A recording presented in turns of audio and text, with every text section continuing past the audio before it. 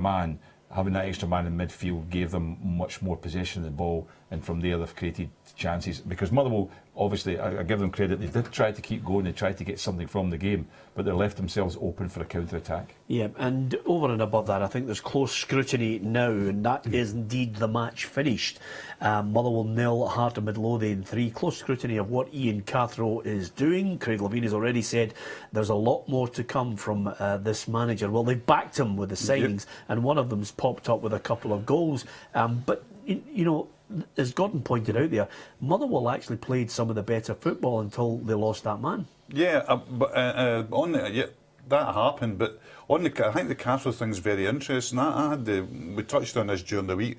I had the impression that Castro was brought in and he would be quite closely kind of supervised by Craig Levein, and maybe would have to follow a certain template. What's become clear is that this is quite a revolution at Hearts with the amount of signings that he's brought in. The change around, excuse me, the revolving door for players to go out, and there is a change of style there. They were pretty combative and played the park on Wednesday night, but today they really opened up when they had that numerical advantage. I think it's very interesting. I think what's happened with Cathro is that everybody, you know, one result against Rangers, obviously, that proves that he's great, and then if they get beat, that proves he's a dud.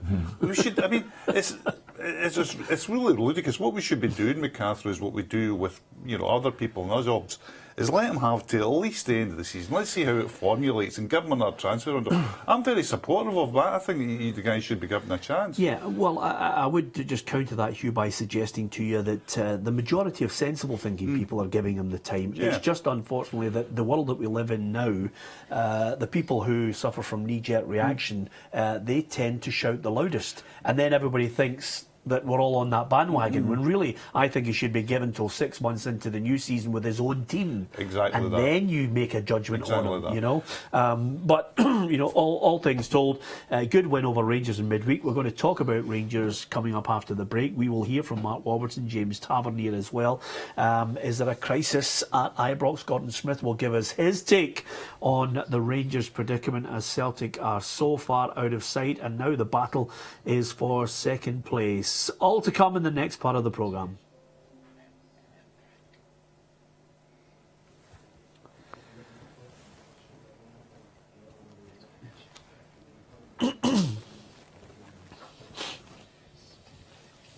Brilliant.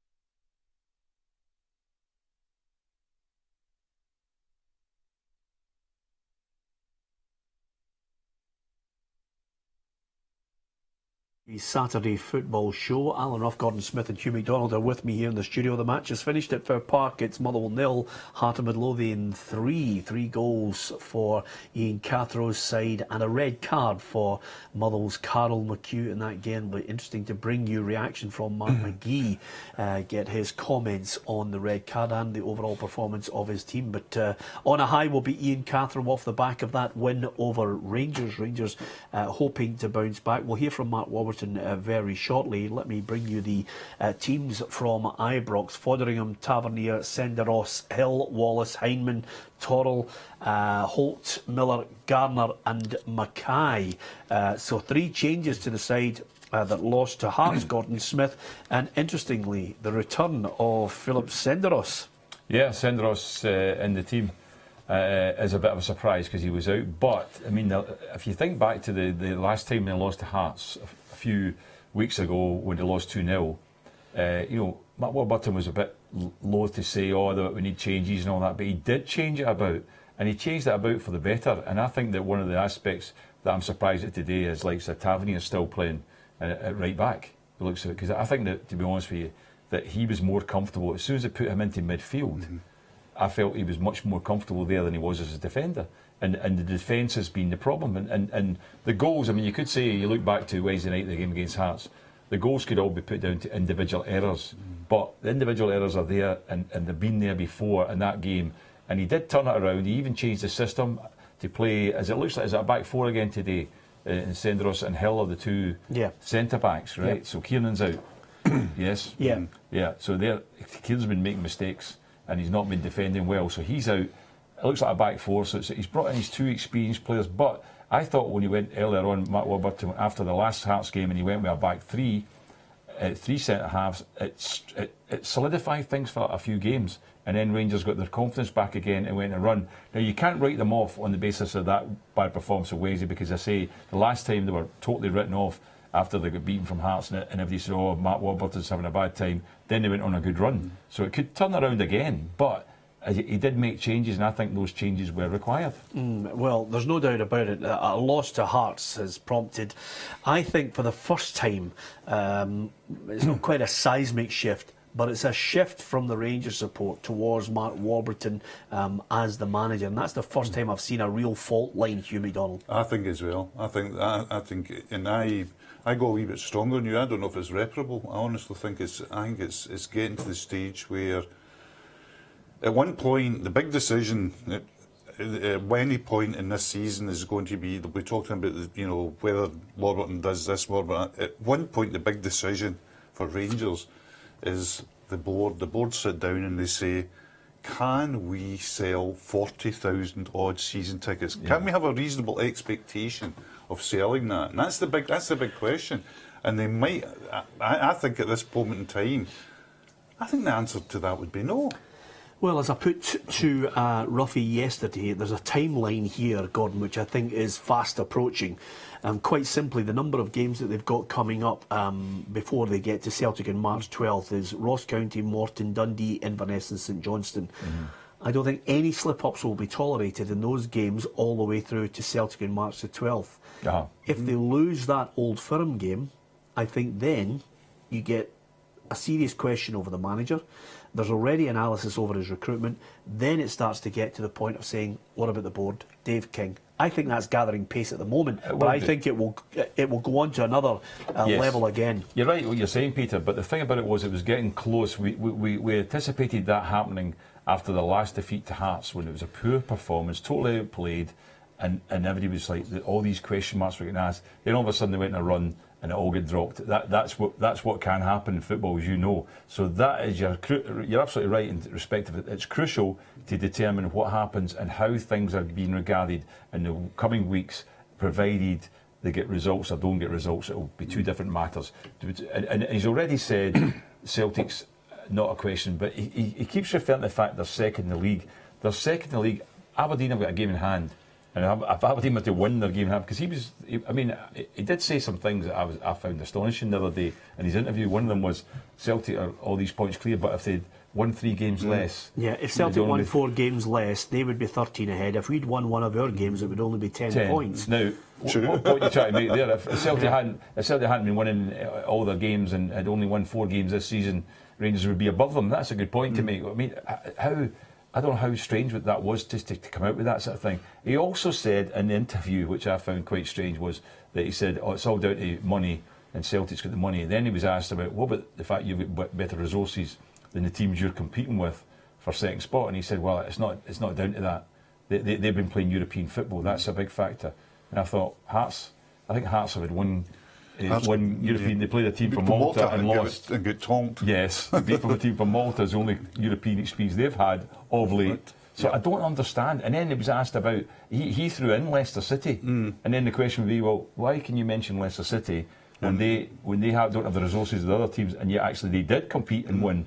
Why then can't Rangers compete against Celtic if Leicester City could do it? So it was a whole lot of a mishmash of answers and questions. I found it a really weird interview. Yeah, absolutely. Now, what happens when managers are under pressure? They start talking in riddles. And of course, Mark Warburton was asked at the press conference ahead of this game, what about the big games? Because every big game in last season's Championship and in this season's Premiership away from home, they haven't been able to step up to the plate. One of the big games. I don't see it as a big problem. We went to Aberdeen. I felt dominated and should have won the game. You know, we've gone to all these various other Inverness, Partick, Dundee, Motherwell, where we've gone to. We won games of football very convincingly. The Parkhead game is well documented. Hearts, we had 2 bad performances. It's as simple as that. And we then played the same teams at Ibrox and were very convincing in what we did.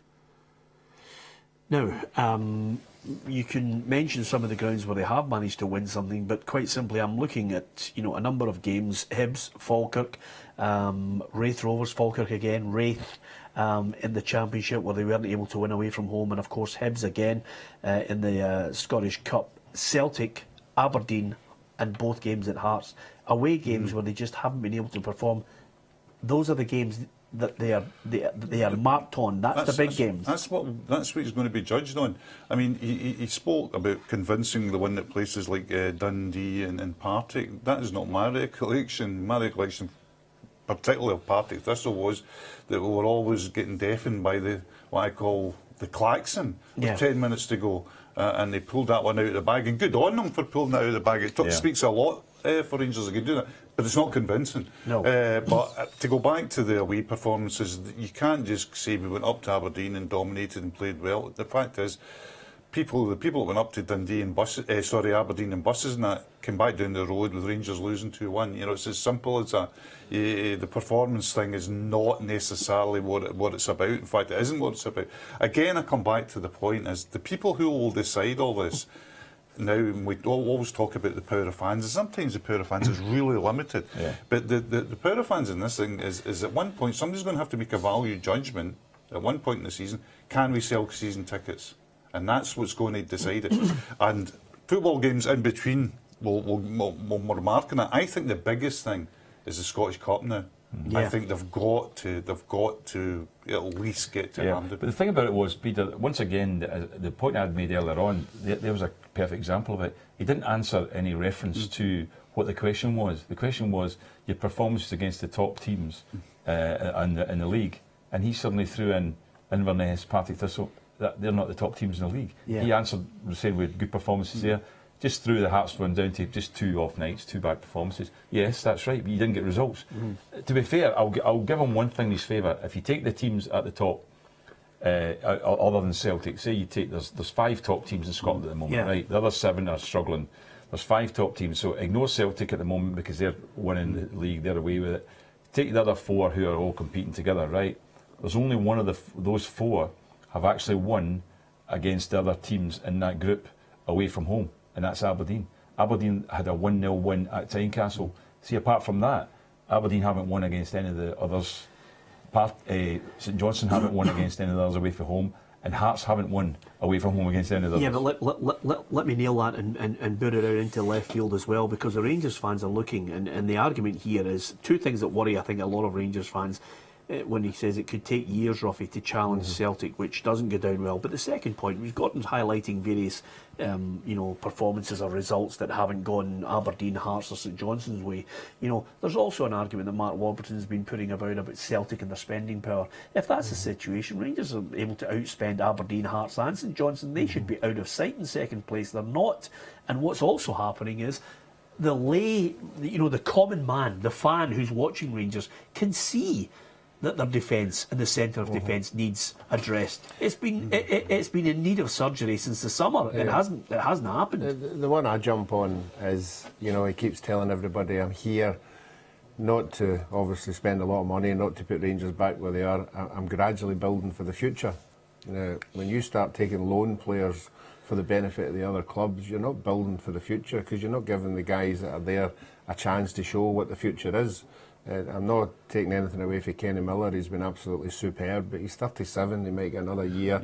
The boy Hill's not going to last that long. Well, in the centre of defence today. Exactly. So that sort of knocks that in the head. If he was building for the future, he wouldn't be putting players out to other clubs for loans. He'd be giving them a chance to see how good they are, and you would still think Rangers would be good enough to be in the top three. The thing I don't not disagree with you is, he's a smart cookie, because at the beginning of the season he had no targets whatsoever. He wasn't going to be put on it.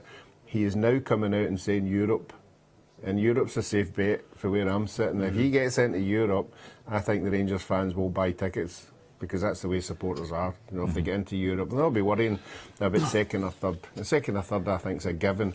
If it slips down to fourth and there is no Europe, then I think. Do you think third is acceptable? Do you think? I think he'll come under tremendous pressure. Not if he's in Europe, Peter. If Aberdeen put him to second place. Yeah, but if Rangers get into Europe and have a good cup run, I think the supporters would give him more time. It's down to the results, there's no doubt about it. The feedback I get from guys I know, the Rangers fans, is there's a real disillusion at the moment. There's a feeling like the rhetoric that Dave King came up with was, we're not going into this division. This is not 10 years ago. Yeah. This is in the summer, and let's forget about the £30 million and all that. Forget all about that. The rhetoric at the beginning of the year from manager, from everybody, was, we're in this division to compete to win it. We're not saying we're going to win it, we're going to compete to win it. And as I say, this wasn't written in scrolls and put up in, this was said right through all the media. 6-8 months on, now it's acceptable to be 25 points behind Celtic and finishing second and third. For the massive, if you're actually talking, we all know Rangers supporters, but if you're going to a Rangers support and say, well, it's all right, Celtic being 20, we'll just have to give them that. Yeah. And in fact, he's saying this week, see, for years to come, we'll have to give them that. In fact, that's not going to wash. No, I don't think it'll. I don't think it'll wash either. I agree with you on that point. I think the pressure coming up in the next couple of months is going to be intense, especially with the matches. Now, I think sooner or later, once the manager knows. And there have been a couple of stories just started to emerge in some of the tabloids talking about it, and I always think sometimes cynically they are there for a reason, and the reason is that in the background there is a board that quite simply not everybody's in the same camp. That's it. That is something that is going on in the background. Dave King will be the man behind the 8 ball here, and he's going to have to come up with some grand plan to satisfy 40,000 fans who might want to part with money for their season ticket. It's going to be an interesting one, lads. We're going to come back to that probably throughout the programme, as well as the game rages on at 3 o'clock.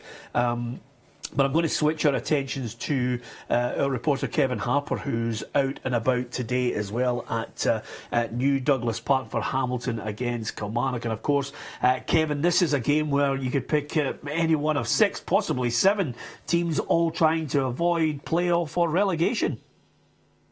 Yeah, definitely, Peter, and these two are right in the mix. Hamilton sits second bottom at the moment. Kilmarnock are 2 ahead of them, 3 points ahead of them. So there's big consequences, I think, for both teams here. Hamilton need to try and get the 3 points after their good result in midweek to get close to Kilmarnock on the same amount of points and get off, out of that playoff spot for the relegation. And also Kilmarnock will be looking to, pull away from Hamilton, give themselves a bit of a 6-point cushion against them. So for both teams it'll be a really interesting game. I'm looking forward to it, Peter. You know, they both need the points to try and get out of that, you know, relegation scrap that is in. But like you say, there's 6 teams that are there or thereabouts.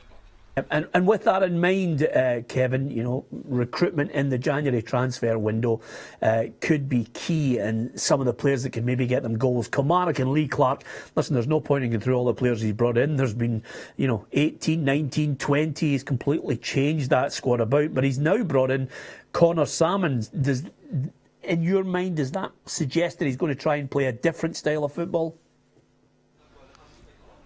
I think it looks like it, Peter. You know, because Connor Salmon, he done really well at Kilmarnock the first time around. I think he went to Derby and then he sort of bounced about a little bit and he's not really settled. He probably feels as if he's back home. So it'll be good to see him getting games and getting on a run of games, and hopefully Lee Clark will be hoping that he scores lots of goals for him. So there could be a little bit of change, you know, especially with him and Chris Boyd. You know what Chris Boyd is all about. He'll score you goals no matter what. You know, so Connor Salmon will give them a different option up there, certainly. Yeah, absolutely. And I don't want you to leave that seat, Kevin, as soon as it hits 3 o'clock, because you've got 10 seconds before Chris Boyd usually scores. Over and above that, I think the biggest blow for the home side is the talented Ali Crawford. With him not in the lineup, I'm just wondering about their creativity. Yeah, that's a huge blow for Martin Cannon and Hamilton. He's been probably their best player the whole season. You know, he pops up with goals, like you say. He's very, very creative. You know, so I think he'll be difficult to replace. You know, but Martin Cannon will have faith in whoever he brings in. We're just obviously waiting for the team sheets. He'll give you more of that later. But he will be a huge blow for Hamilton, no doubt, being out. And last point on this, Kevin, I think Hamilton Accies, the record is poor. Up until that game where they managed to get a good win over St Johnstone. The fans have shelved their displeasure. They were going to actually boycott the game today, but I think they've shelved that idea. That must be a bonus for the manager, because the last thing Accies need at this critical part of the season is, fans planning walkouts, boycotting, protesting. That really kind of, I think, unsettles a team. Yeah, it doesn't help, Peter. They can voice their opinion in other ways, but when it comes to a Saturday or game day, they have to support their team and get behind their team, because Hamilton no doubt are in a precarious position. And if they've not got the fans behind them, who have they got to push them forward and push them on? It was a great result in midweek, so hopefully they'll be hoping that they come here, get behind their team, and they can get another 3 points. They have struggled, but listen to Martin Cannon. It seems as if they've been probably the creators of their own downfall. I don't think they've defended that greatly, and that's a surprise with a centre half being the manager. You would think that the defence would be the solid part of it, but I think small mistakes, individual errors have cost them throughout the season, not just in recent times, but throughout the season. Okay, we'll come back to Kevin for a quick update on the teams very shortly. But Ruffy, there's no doubt that win, and I didn't see it coming in midweek for them, but it was a huge shot in the arm for Martin Canning. No, I didn't see it coming either. I've been very critical. They haven't been able to get more than one goal, but they did that. Obviously, Inverness weren't up to much at all. But both managers of today will be telling the players how important this game is. I mean, everybody talks about 6-pointers. We know there's no 6 points available. There's 3 points, but even 3 points at this stage for these two teams can be crucial. Particularly, as I said, we're looking at fixture lists. You're looking at teams you want to beat to take you away from the relegation zone. This is certainly one of these games. 2 wins in 14 for Hamilton. Ruffy thinks they'll be the team going down. They're up against a Kilmarnock side that, despite all the signings, Gordon, they're still in the mix as well. Yeah, they keep buying players. I mean, last week's result was a crucial one for them too, Peter. I mean, in fact, they scored an early goal, but then they were 2-1 down quite quickly, and we thought then, well, the way kind of Ross County play, would get in front. Kilmarnock had lost their top scorer. Very rarely scored goals without him, and then all of a sudden they got 3 goals and win the game. So this is a big game today. As Ruffy says, they talk about 6-pointers. This one is. If they were to win this and get another 3 points ahead of Hamilton, and also depending how Inverness got on, if Inverness were to lose today to Dundee, that would be a 9-point gap. But you never know how these games are going, because we have seen it so often that the big surprises that's coming in at the bottom of the league. I mean, Inverness are at home today to Dundee. There's every chance they might just turn it around. It'll be interesting to see how the players react to Richie Foran's criticism of them, which was quite severe after the last game there against Hamilton. He had a real go at them, so it'll be interesting to see how they react. And with that in mind, you know, all the teams down there will be looking at each other thinking, well, we're depending on other teams to lose. So they'll all want Inverness to lose today. There's no doubt all the teams that are down that struggling zone will want Dundee to go and get a result. But if Dundee don't, Dundee are right in it as well, if Inverness were to beat them, for example. So that's why that this game and the game in Inverness, they're two crucial matches.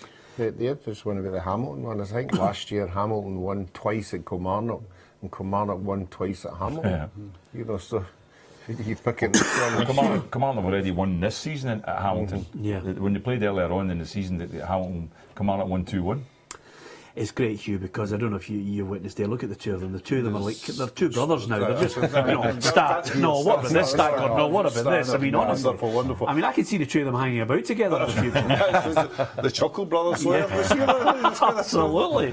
I agree, though, that, I mean, I think Inverness are my tip to go down and quite strongly. And I think that if they lose today, you know, that's a body blow for them. I really do. I just think there's something just not right there at the moment. There's lack of confidence. The manager's coming out with the shock tactics, and I just think they're in trouble. I mean, I think of the games today, it's interesting. I think the real crucial games today in the the Premiership are about relegation, and the crucial game in the Championship for me is the Dumbarton St Mirren one, because that can have real implications for the season as well. Yeah, absolutely. I mean, Inverness, Billy Mackay, first home game for him. It's going to be crucial that he tries to get goals before the end of the season. They've got Jamie McCart, who's Chris McCart's son, on loan up there as well. So clearly Richie Foran has been drafting in as many as he can. We're going to hear from the Inverness manager now. Of course, it's well documented they need to get wins, and Richie Foran has just mentioned through the week the confidence that could give his side. We spoke. I don't think I need a team talk anymore now. I definitely won't need one for Saturday. I can see the boys are hurting after the Hamilton game.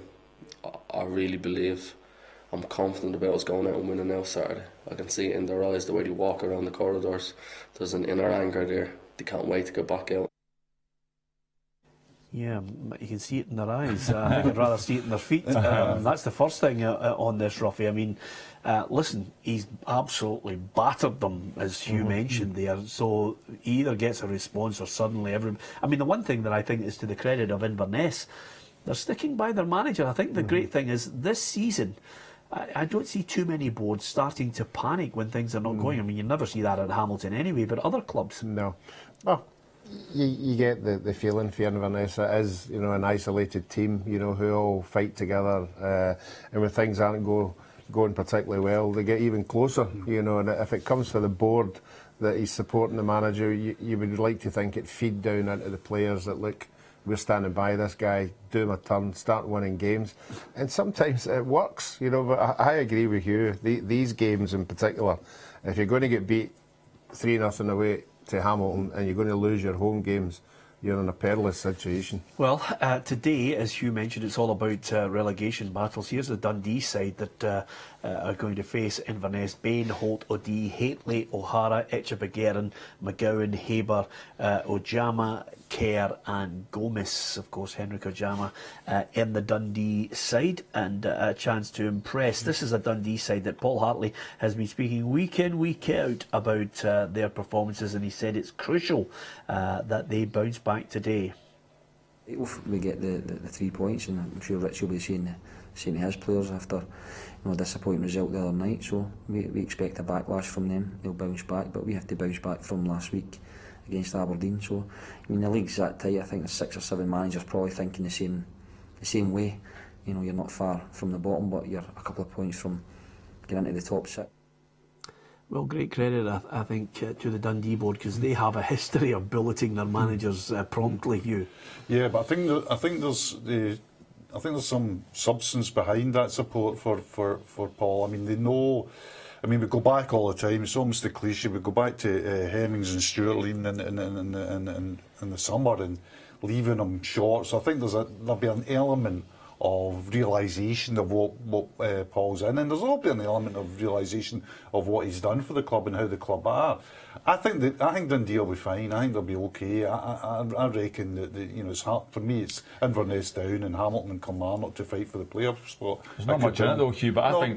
I think if you look at it though, that there's nobody in real trouble, Peter. Yet I think that's why there hasn't been any changes, managerial changes. Scotland are 7-0 up in the rugby against Ireland, but I have to say that there's been very few changes and no changes. In fact, the only one that's changed is Robbie Nielsen left to go to MK Dons. Because you look at even the bottom 7 teams, you think, well, who's in trouble? Who's really having a bad time? There's nobody as such, despite the fact there's been some long runs of poor performances without winning games. There's none of these teams. I mean, Inverness win today, and it goes back again to there's nothing in it. I mean, and that's why I think it's so important for Inverness today to win the game. Because see if they go down again, suddenly they do become detached. Oh, absolutely, and that would be a big factor. But they could get close if they win today. They're only 2 points behind Dundee, and Dundee are right in it. Yeah, it's all to play for this afternoon. Stay with us here on STV, the football show. We'll bring you the details of the goals as they hit the back of the net in the Premiership. One match kicked off early today. It finished at Fir Park.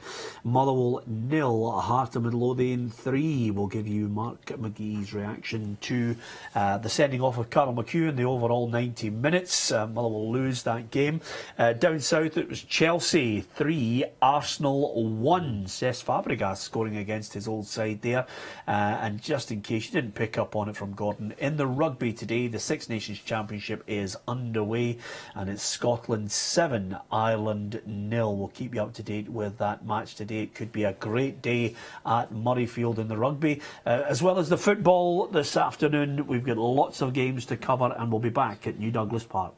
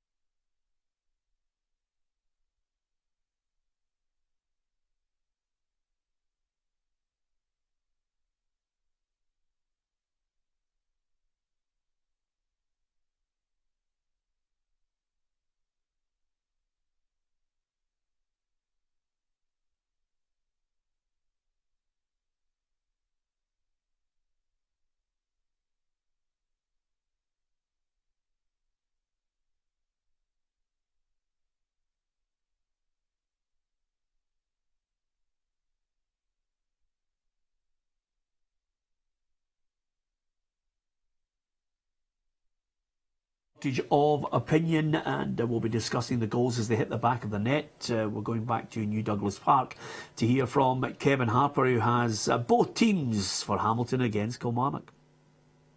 Hi Peter, both teams make 2 changes, but firstly we'll start with Hamilton. Seaborn and Adams in for Crawford, the injured Crawford, and McCann. I think Hamilton will go with 3-4-1-2, and the team will be Dan Seaborn, Mikey Devlin, Massimo Donati, the back 3 with Gary Woods in behind them. Blair Adams, Darian McKinnon, Grant Gillespie and Dougie Emery, the 4 across the midfield, with Danny Redmond just in front of they two, with Rashid Bingham and Alex DeCoe up front. So I think Martin Cannon set out to try and win the game. Kilmarnock, another 2 changes, Wilson and Jones in for Osborne and Roberts. Surprisingly for me, Joshua Umera and Connor Salmon are both on the bench. Kilmarnock will line up, I think, a 4-3-1-2 possibly, Peter, turning into a 4-3-3 with Freddie Woodman in goal, a back 4 of Stephen Smith, Christoph Adger, Greg Taylor, Luke Henry, across the middle, Jordan Jones, Gary Dicker and Ian Wilson, with Rory McKenzie just in front of them behind Chris Boyd and Sean Longstaff. I also think Rory McKenzie will probably have a little bit of licence to go wherever he wants and try and get on the ball and supply the 2, especially Chris Boyd up top to score the goals. Interestingly enough, Kevin, we mentioned there earlier on in the programme about maybe fans boycotting the match. They don't have a huge travelling support. Kelly and Hamilton have their, what I call, die-hard 1,500 to 2,000 fans at home. How's it looking there at the moment? It's looking very sparse, Peter, if I'm honest. You know, the Kelly fans have came out, but the Hamilton fans don't seem to be coming out. Peter, there's lots of, I know there's always spare seats here, but it's very, very difficult. You know, there's so many teams round about Hamilton, but I must admit I thought there would have been more here today from the Hamilton. Maybe they're coming a bit later, maybe they're getting their pies and bovrils, hopefully. Yeah, let's not note that, by the way. We're hoping for that at half-time as well, Kevin, here in the studio. Whether it materialises or not is all down to Ruffy. Just a last point from you then. You've given us the teams, you've given us an insight into the potential lineup, and you've mentioned the likes of Connor Salmon on the bench. How do you see it going? Who's going to come out on top? I think it's a must-win game for Hamilton today, Peter. I think just to try and get, because they don't want Kelly, especially if Kelly win, to go 6 points ahead of them in a little bit dire straits. But I just feel that Kelly will have too much for Hamilton today. I think Kelly will take the 3 points today. Okay, interesting stuff from Kevin Harper. We'll get the thoughts of the guys here very shortly. We're going to delve into the championship as well. Of course, Hibs 8 points clear. Everything rosy in the garden. 5 consecutive wins. Neil Lennon can do no wrong for the Hibs fans. And we had Leanne Dempster, the Hibernian chief executive, on the programme last night, talking a lot of sense about the way forward for Hibs off the back of the Scottish Cup win. The remit is to win the championship. And of course, it's one game at a time. It's an old cliche, but Neil Lennon fired a warning to some of his players. It's Ayr United today, and they better not be thinking about Hearts in the Cup. Target at the moment for the. Well, we'll come back to that in just a minute. I had a sneaky feeling that doesn't look like Neil Lennon there, unless he's dyed his hair and lost a bit of weight. We will come back to Neil Lennon, but basically he's said to the players, stay focused. Yeah, because I mean, they're now in the stage of the league where it's not quite that it's theirs to throw away, but it's a substantial gap, and it should be a nice, you know, competitive league, and then we know that. But 8 points is enough to get them, you know, over the line, I think, quite comfortably. I think the interesting thing about Lenny was the interview just the other day there. We said, you know, that he felt he had to rein back on the criticism that he was giving his players because they weren't quite reacting in the way that he thought they would be to that.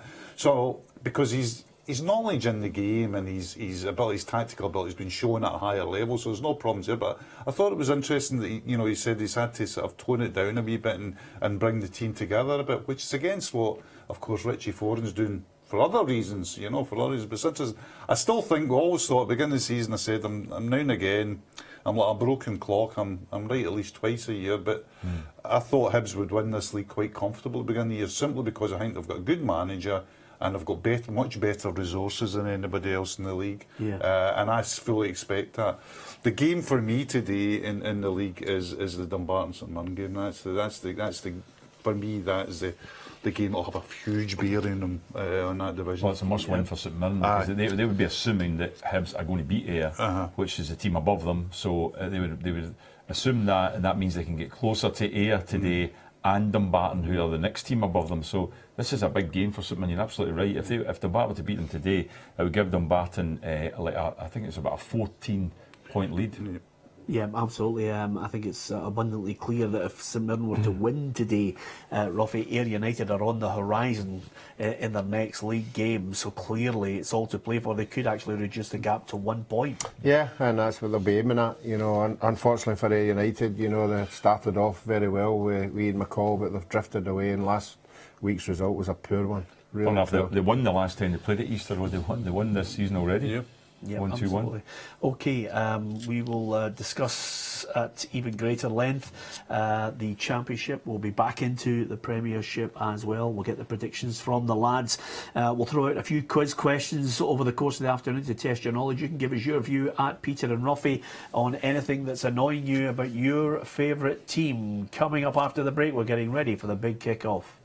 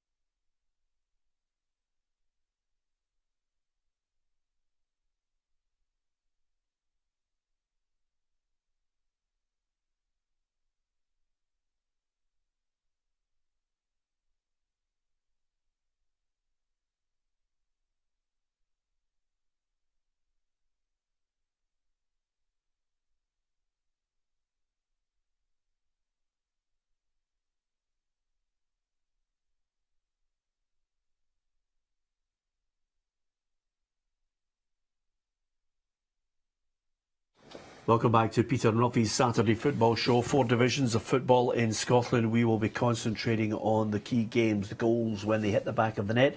We'll have reaction from Alan Ruff, Gordon Smith and Hugh McDonald. We'll also look ahead to St Johnstone against Celtic. Takes place tomorrow. We'll keep you up to date with what's happening in the Premier League in England as well. One match there finished already. Chelsea 3, Arsenal 1. Can anyone stop Antonio Conte's team from winning the league? And is there anybody out there who has put money on Leicester to get relegated? It's going to be a huge weekend for Claudio Ranieri and his side if they don't get a win. Of course, other results, we'll look at it towards the end of the programme and assess down south. Up here, we've brought you the Rangers side. 3 changes. Joey Garner's back in the Rangers starting lineup, and the forgotten man, Philip Senderos, starts for Rangers. Fotheringham, Tavernier, Hill, Wallace, Garner, Toral, Miller, Mackay, Hindman, Holt and Senderos. And of course, we're living in an era that Hugh McDonald mentioned where players can't be criticised. That's not the way of the 21st century. Some players are sensitive. Fortunately, we only have 2 former players here who are not sensitive. Well, maybe one of them's sensitive and the other one doesn't really care. And I'm glad to say Ruffy's here with us. I've certainly been in dressing rooms, and Gordon has as well. It's a new school, and it was interesting that Hugh was saying, Neil was saying that he felt as if he just couldn't shout at particular players. It just wasn't the done thing. The game's moved on, you know, and when we played, I think the manager had to know the people who he was going to shout and scream at. Yeah. Because if you don't know the players you're going to shout and scream at, they're not going to play for you. You're going to put them off their game rather than motivate them. If somebody comes in and starts calling you this and that, you're not going to be motivated to go out in the second half and play better. Yeah, I was interviewing Jim Telfer for a piece in the newspaper today. He was famous for being, you know, a really aggressive coach, strong. I mean, the famous Lions video that everybody's seen where he's, you know, screaming at the forwards, and asked him, would he be different now than then? He said no.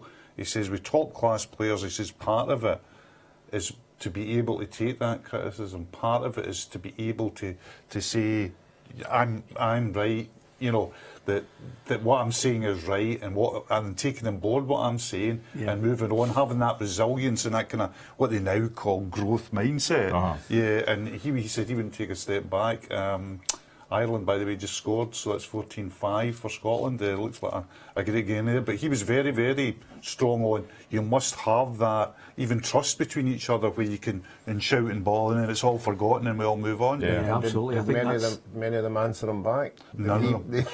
I was just about to say, I don't think even his family would answer him back, to be honest with you. But yeah, another guy, a really quiet guy, when you're talking, I mean, I was down at his house, and a lovely man, a really polite and courteous man, you know. Yeah. But that's what he felt he had to do. Yeah, absolutely. Let's look at the fixtures then for this afternoon in the Premiership. Here's what we have on offer for you.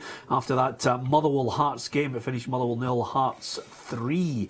Elsewhere today, it's going to be Aberdeen against Partick Thistle, Hamilton Accies against Kilmarnock. We got there eventually. Inverness Cally Thistle against Dundee, and Rangers against Ross County. In the Championship, Dumbarton St Mirren, Falkirk Dunfermline, Hibs against Ayr United, Queen of the South Morton, and Dundee United against Wraith Rovers is the 5:15 kick-off. Into League One, Airdrie Peterhead, Alloa against Livingston, Brecon City Stenhousemuir, Queen's Park East Fife and Stranraer against Albion Rovers. And in League Two, Arbroath against Forfar, Berwick Rangers and an Athletic, Cowdenbeath Elgin, Edinburgh City Clyde and Stirling Albion against Montrose. What about the Premier League in England? Chelsea 3, Arsenal 1 is how it finished with the early kick-off. It's Crystal Palace, Sunderland, Everton, Bournemouth, Hull City against Liverpool, Southampton against West Ham. It's Watford, Burnley, West Brom, Stoke and Tottenham against Middlesbrough is the 5:30 kick-off. Let's quickly just shift our attention to New Douglas Park. Kevin Harper is there ahead of the big kick-off in that match, which is you know, I don't think any of them would like to share a draw, Kevin. I think it's 3 points that both managers will be going hell for leather for there. Yeah, you're absolutely right, Peter. I think that's the aim for both managers. A point I don't really think helps any of them. You know, I think Kilmarnock will be really looking for the points, the 3 points, to just get away from the bottom two. And also Hamilton and the flip side of the coin will be looking for the 3 points to get even closer to Kilmarnock. They will go on level points with Kilmarnock Hamilton if they get the 3 points today, Peter. Okay, getting closer to kick-off in that match and right across the Premiership. There's so much to talk about today, and of course we'll keep our eye on Aberdeen as well, because they're in that battle with Rangers for second place, and they've played a game less, it has to be pointed out, Hugh McDonald, than Rangers. And I can tell you in the rugby it's 19-5 to Scotland. I only wish I was talking about the international football with Gordon Strachan as manager rather than talking about Scotland under Vernon Cotter in the rugby. But it's 19-5 in the rugby. We'll keep you up to date with that. But I was just talking about Aberdeen. I think, Derek McInnes, I think a number of players have all been quoted as saying, they're happy that Johnny Hayes has decided to stay, and they're now talk about possibly extending his contract. Well, Hayes would be a good one to stay there. I honestly believe that outside of Celtic, he's the strongest player in the country. I think he's the best player in the country. Outside, if you take Celtic out, I think he's so crucial to Aberdeen. Aberdeen play him, as we know, in a variety of positions. He was actually playing at fullback on Wednesday because they'd man-marked Sinclair, so they needed the right fullback to man-mark him. I think he just offers so much throughout the park for him. He's got good technique, still has, even at his age, 29 I think he has, he's still got the residue of pace in him. I think he's technically good. I think Aberdeen, if you take away Wednesday's result as a piece of damage limitation, coming away from Celtic, getting beat 1-0, they're really doing well. They're really doing sort of. They've got 5 games on the trot that they've won. They'll be favourites to win today, strong favourites to win today. But in my predictions, I think Thistle have played very well without scoring goals. So I think they could be a danger today. Yeah. But Aberdeen are playing well this season. Yeah, do you know what I love about you, Hugh? Every now and then, Gordon's. We built this team up with Gordon as the stats man there, and Ruffy just comes in with just golden nuggets. He comes in with just golden nuggets, and then yourself there. A catchphrase that's just straight out of the Daily Mail. He's still got that residue of pace. Isn't that a fantastic little phrase there? Well done, Higgins. And for the benefit of people like me in Europe, he can still run a bit. The residue of pace. That's magnificent, Hugh. Anyway, I take your point on it. I'm going to actually question it. Gordon, raised eyebrow. Johnny Hayes, the best player outside any. He's up there, yeah. I mean, in terms of his performances, I think he's been very, very consistent. He's the player that I think causes the biggest problem to Aberdeen's opposition. They always, I think, figure that he's the one that's going to cause it. So I think he's been outstanding. Probably is outside of any of the Celtic players. He's up there. Then you look at maybe, but what Mackay's got to offer at Rangers as well in terms of top class player. But there's very few. Hearts, maybe some of the signings there could be coming through soon as well. Jamie Walker's been outstanding. Yeah, I agree with that. He's been tremendous. So I like Jamie Walker as a player, and I think Ruffy will back me up on this. I've been mentioning him all the way through earlier in the season as well. Interestingly enough, Ian Cathro saying he wouldn't have any other player. He wouldn't have a Johnny Hayes. He wouldn't have a James Forrest. He would. Jamie Walker's the man, and he'll be playing for Scotland for years to come. That's great management. Yeah. That's great management because he knows he's never going to be offered a swap deal for Jamie Walker for James Forrest. I mean, seriously, he's not. And it's great management. He's saying to the kid, "That's right. You're my man. I don't want anybody else but you. You're going to have a great future here." And by the way, there's not that much. Yeah. I would say Forrest is an internationalist and Jamie's not, but I think Jamie Walker can be an internationalist. I think he's been smashing this year, and that argument best outside Celtic. He's certainly a contender. Oh, yeah, definitely. He's one of the ones. As I say, if you look around the different teams and you think, right, who would you select out the different teams? He's the one for Hearts at the moment. I think very, very strong. And no surprise, Hugh. I mean, I know you're old in the head, a lot of experience. Ruffy, well, he's part of the title. That's what we do with Gordon. Ruffy and myself just continually say to him, "Gordon, you're my man. You're there just to boost his confidence." You've got to. I mean, there's certain players you've got to put an arm round. Yeah. That's what I'm saying. Just say it, Lindsay. Absolutely. Listen, Lukaku has scored for Everton. They're 1-0 up in Bournemouth. And there's another one there that I was going to mention to you guys. Cowdenbeath against Elgin City has been postponed. But there's another match in the La Liga, Spanish La Liga, Celta Vigo against Real Madrid. That was postponed due to security concerns, which again, when you think of, events in Paris, when you think of, Manchester United, I think last season, yep. with a package that they had to treat as suspicious and then called the game off. I mean, these are difficult times. Oh yeah, I mean the security in the old days when we were only talking about being old in the head, was trying to confiscate your carry out was the biggest thing. I mean, we've now moved into a very dangerous and just awful period of our lives. I remember I've watched it as a press guy over the years becoming more and more intrusive and properly intrusive as well. And I always remember that the Olympics was astonishing in our bus, the media bus. It was like when we went through to get in and out of various venues. It was literally like it was the army, and they were underneath it with the mirrors, and the army was on the bus going through everything. So yeah, I mean it's a terrible, but it's just one of these realities of modern life now, Peter. Do we know what the situation was? Why there was a security problem there? Well, security concerns. Clearly, that would be a number of people being alerted to certain pieces of information. Or indeed it could be something within the stadium that they're checking.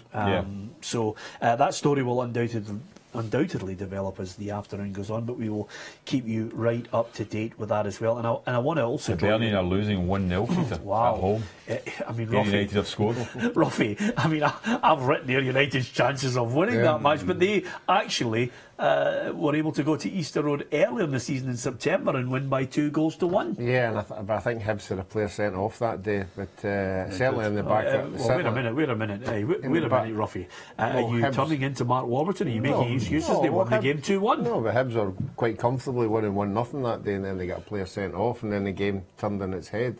But the evidence of the game last week that I watched, Morton versus Ayr, I would have thought Hibs would have ran up at least 3 or 4 goals today because their defence was very, very poor against Morton. Ruffy, do you know that, I mean, realistically, I don't want to, depends on what way you want to take this, but if Ayr had won their last 13 games and Hibs had maybe lost one and Ayr had scored 42 goals, then they'd be far closer to Hibs. I don't know if you've heard that somewhere before, but I just thought I'd mention that to you, just on the basis of what you were saying there. I think every club in Scotland could throw that stat out if you wanted. It's a better start for St Mirren, actually. You throw in St Mirren winning another 13 games, it might help, Peter. Well, listen, you can... They might still not be top of that. Well, you can spin it any way you wanted, because at the end of the day, week in, week out now, I feel as if because of the emergence of social media and of course some back pages which leave a lot to be desired, you have to sift through it. Some of the stuff that's put across, you have to sift through it now and say, okay, here is exactly what the facts are before you actually listen to the spin. Oh, very much. When you're reading anything now, you must always consider the source. And if you're looking at something, you're saying, well, that's commenting on that, and you say, well, who does that comment help? Who comes out of this comment perhaps better than and you say, and now and again, if you find that out, you probably find out the source for the exclusive. Seriously, if you're looking at, people, I'm a journalist as well, and people give you information to build up a story, and by and large, like 99% and probably more, they're giving you information that makes them look better or gives their point of view rather than somebody else's point of view. You know this because you've been on both sides of it. I know. So there's it's very interesting. I would say to anybody who's ever reading anything or watching anything that, consider the source. Yeah, absolutely. I think more and more now, though. I know, definitely. And it's the same with the interviews at times. I mean, I've been there, I've seen it myself, you'll know this yourself. It's the journalist who actually sometimes says it to the person, and the person sort of nods or brushes it off, and then it becomes their comment, doesn't it? I know. And a lot of people say, why did he come out and say that? But he didn't actually say it, he was only reacting to maybe somebody saying it, because everybody's looking for a story. That's what the press want. The press want to have interesting coverage, so that the people will read the papers, won't they? Yep, Sean Longstaff has scored for Kilmarnock, Ruffy, so they've got a goal and an early one there at New Douglas Park. Yeah, same as last week. Not as early. No. But, they did score very early, which will be a blow to Hamilton. We never heard whether the Hamilton supporters have boycotted that game or not, but certainly that's a bonus for Kilmarnock to score early. You would have thought, Hamilton would have tried to hang on to that one for a wee while longer, but it'll be interesting to see how it goes later. Brecon 1, Stenhousemuir 1. Furtado has scored that goal there in the League 1 match. We'll keep you right up to date with that. And of course, right away, we'll give you also the reaction to the red card. I think Mark McGee is far from happy. He's blasted the referee on that red card for Carol McHugh, administered by Andrew Dallas. Hugh. Yeah, Mark's been pretty vociferous in his comments about that. I thought I only watched it once, and I thought the McHugh went over the ball and was reckless. I thought it was a sending off. I don't know about anybody else. I never saw it. Sorry, Hugh, I haven't seen it. Have you seen it, Ruffy? Yeah, I thought it was a sending off. I thought it was a lunge from distance. It was a lunge from about 5 or 6 yards, and it caught the player. It was high. His studs were up. Yeah, I think he had to go. Yeah, good result at Sunderland. I've got one up at Palace. That's a big game today down in South, Peter.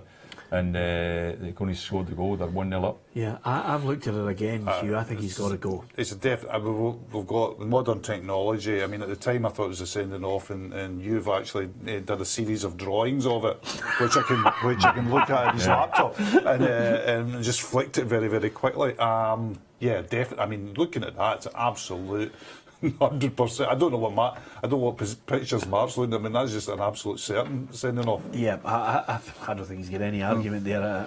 Again, I'm sure managers like to, and again, managers like to put across a point on something because they see it with the blinkers of being so passionate about their team. The end result, even with 10 men, Hearts in the end win the game comfortably. Gonçalves gets a couple of goals for Hearts, back-to-back wins, and suddenly it's all positive again around Tynecastle. And of course, over and above that, Ruffy, the Truss was elevated today, well, not today, this week, to join up with the other three parts of Tynecastle, and suddenly that stadium is looking even more impressive once they start to put the structure of the seats and all that in. I can't wait to see it finished. Oh, it'll be tremendous, to be completed. We all know what it's like just now, and the atmosphere that it gives, to it. And I think it's a good thing as well when you've got a good stadium. I think it attracts players. I think when you're going out to get players and you're bringing them along to show them around the place, and you've got a tidy stadium, I think it helps a lot, to sign these players up. But it will be amazing. It'll be fantastic. You spoke yesterday about maybe Hampden and maybe moving the games around.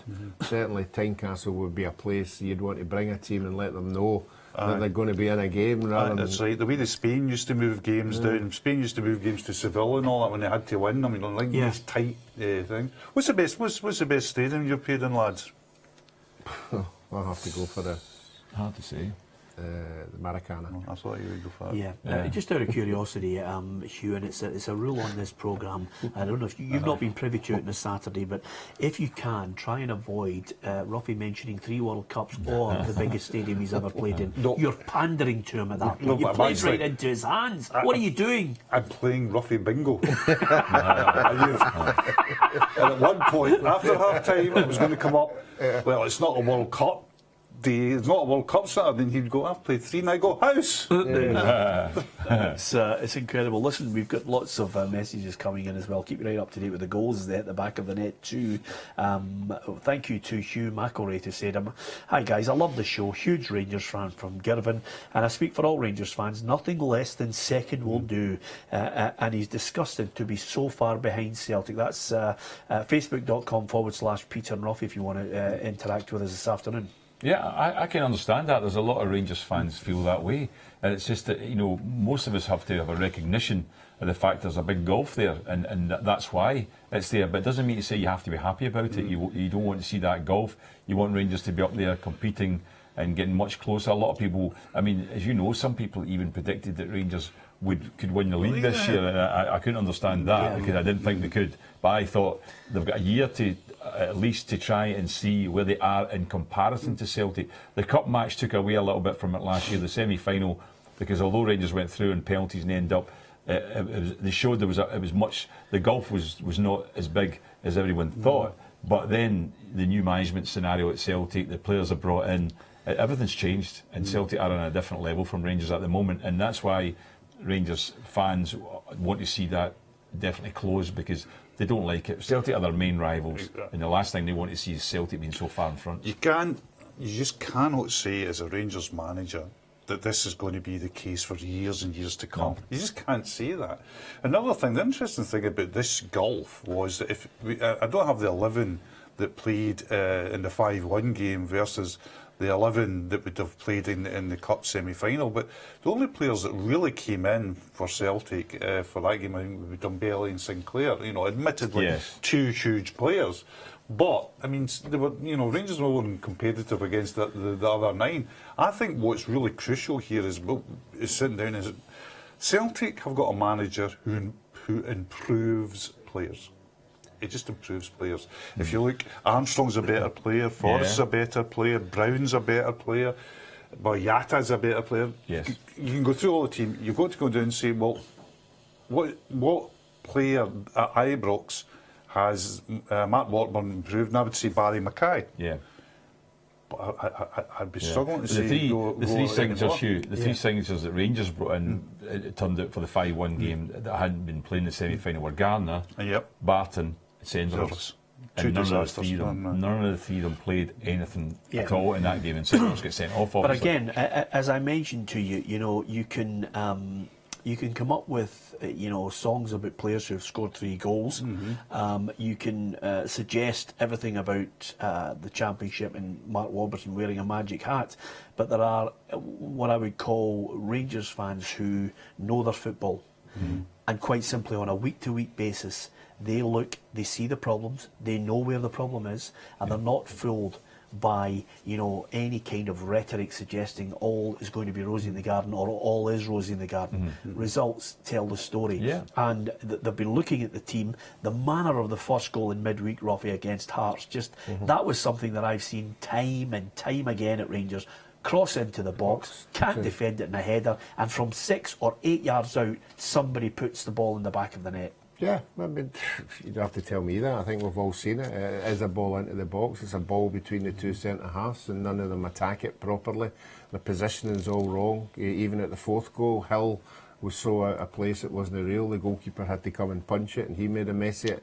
So it is. I mean, we're football people. I mean, even the supporters can see, and they must be sitting there when they play against teams who are attacking Rangers, and they'll be sitting there going, if this gets thrown into the box, this is panic stations. And when you get into that kind of scenario, it just keeps going on unless you do something about it. Now, he has done something about it. He's dropped the boy Kiernan, and he's been the scapegoat. I think the boy Hill has been. I know everybody's saying he's had a great season and all that, but I think he gets caught out. I think he looked better in a back 3 though, Ruffy. I think Hill, at his age and all that sort of thing, was more comfortable as being the player between likes of Kiernan and even Wilson. If he played in there, he could control it there. But as a back 2, and him and Senderos now are both together, I know they're very, very experienced players, but it'll be interesting to see how they cope. Yeah, the good thing about today is we'll keep you up to date with goals as they hit the back of the net down south as well. Southampton 1, West Ham 1. Andy Carroll scoring again when he's fit. He really is a potent striker for West Ham, so he's managed to get a goal to draw them level with Southampton. And over and above that, we'll keep you up to date with what's happening between Rangers and Ross County. James Tavernier just in on goal there, but he's denied a save by Scott Fox. Stirling 1, Montrose 0. Blair Henderson scored that goal for Stirling Albion in the the League 2. Ross County have never lost to Rangers in a league match. So what I wanted to throw, I hadn't heard that one. Yeah, so I mean, I just thought I'd throw that one. I just thought I'd throw that one to you. They've got a good record against Rangers since coming up. And I mean, they're not without hope today. I mean, and the longer the game goes on, the more Rangers will become, one would imagine, frustrated, and the crowd become frustrated. And it doesn't take Pep Guardiola nattering with Jose Mourinho to come up with a plan to counter against Rangers when your two centre halves are what best part of over 70 years combined age, and Rangers play with full-backs advanced. You'd imagine that a bit of pace on the break might cause Rangers problems. I think till the first goal there, it'll be a fraught afternoon for Rangers. Yeah, played 2, drawn 2. And I can tell you there's a goal coming in from Ibrox right now. It's Rangers 0, Ross County 1. So the record has a good chance of continuing. And I can tell you Alex Schalk has scored that goal. Ruffy, give me your reaction to that. Yeah, well, I'm glad that goal came in, because I was just about to say this is a Rangers certainty the day once that first goal goes in. So I'm glad I kept that back. But that again is a surprise to me. You know, I thought Rangers at home have got a reasonable record getting on top of teams. Hugh's right, you have to get that first goal first, but to go behind again, which I think's in numerous occasions at Ibrox, and they come back in the last 5-6 minutes, and then everybody says, oh, what about the character of the team? It's fantastic. At the end of the day, teams are scoring goals at Ibrox. And that's what I'm saying. It's not. That's why I'm the point I was making earlier on. That it's not a surprise. Rangers could still win this game because of the attacking players they've got, but they're still vulnerable at the back. And I've said it before. I mean, most of the Rangers fans would tell you this as well. They obviously look at Tavernier playing right back. Yeah. He's more of an attacking player than he is a defensive player. He doesn't defend well. And you've got I've changed the centre halves today, and you've still got a back four, which after the last defeat, as I say, he changed that about and things turned for them. And I was surprised today they have gone with a back four and still playing Tavernier at right back. But this is a boy that they were singing from the high heavens in the Championship, and even James Tavernier in the last 24 hours has said, both he and a number of players have been surprised by the level that they've had to step up to in this division. They found it really tough. I think when you come up against better players, they expose your weaknesses more. St Johnstone, I would suggest to you, were the first team to really expose Rangers' weaknesses. They did as well, and Tommy Wright, of course, played it as cleverly, as cutely as we would expect Tommy Wright to play, capitalising again the space behind the fullbacks. I think that the thing about the Rangers' support and the Rangers' performances is to go back to this. Before that goal was scored, we were sitting here, and again, I'm no Pep Guardiola, but I was saying there's a real capacity for Ross County to score today. Two aged centre halves, two full backs. I mean, we're not dropping down in shock about this. I find it very, very difficult that people are not learning the lessons from this. Somebody's not saying, we can't go on playing like this. This system. The system might be perfect, but we haven't got the personnel, or the personnel's not. But for example, I'll just leave it this way: if you're playing out from the back, right, and that's what you want to do, Rob Kiernan doesn't play for you. It's as simple as that. Yeah. You cannot have it, because that's not what he does. No. If you want to have a solid back four, you can't pick two full backs that are sitting in the halfway line.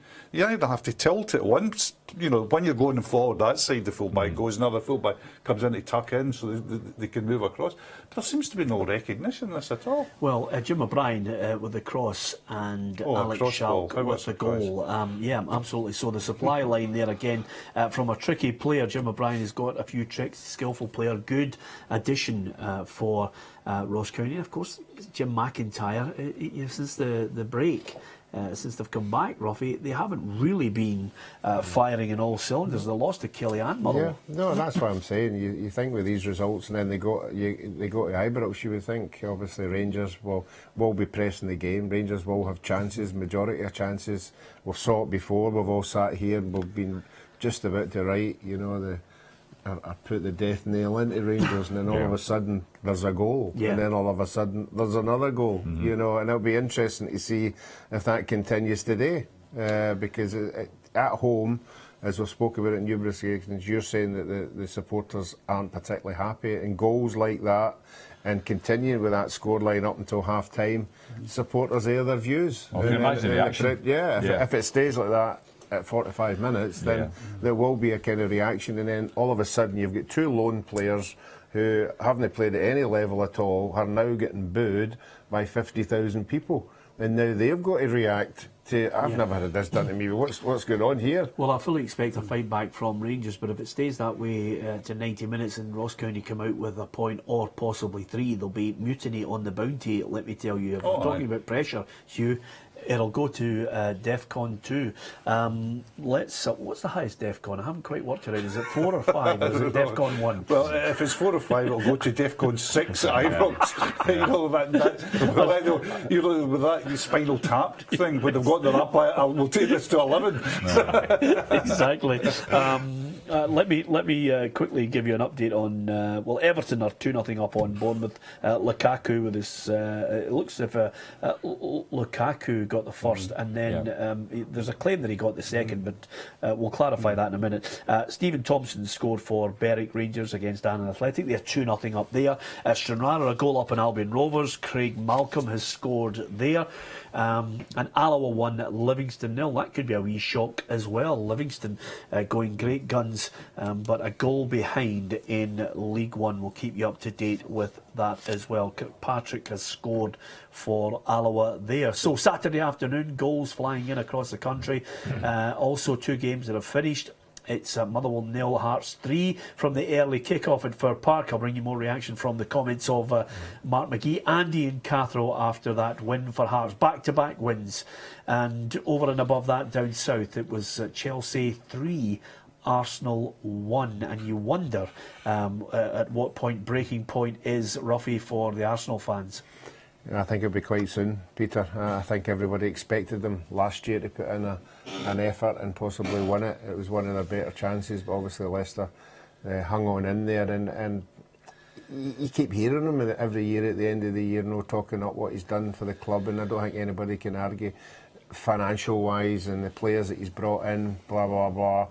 But supporters, doesn't matter what club you're at, they want to see trophies, and Arsenal, they should be delivering more trophies with the money that they're spending. A lot of people did have the feeling today. I know that Spurs are the team that are nearest to Chelsea, but a lot of people were saying today this was the crucial game for the English League, because they're saying that Arsenal are the team they feel have got the players and the ability to go and push Chelsea, so that's a big win for Chelsea today. It gives them a big lead, and Spurs, who don't play till 5:30 tonight against Middlesbrough, would have to win that game to keep the gulf tight, because otherwise it's going to grow.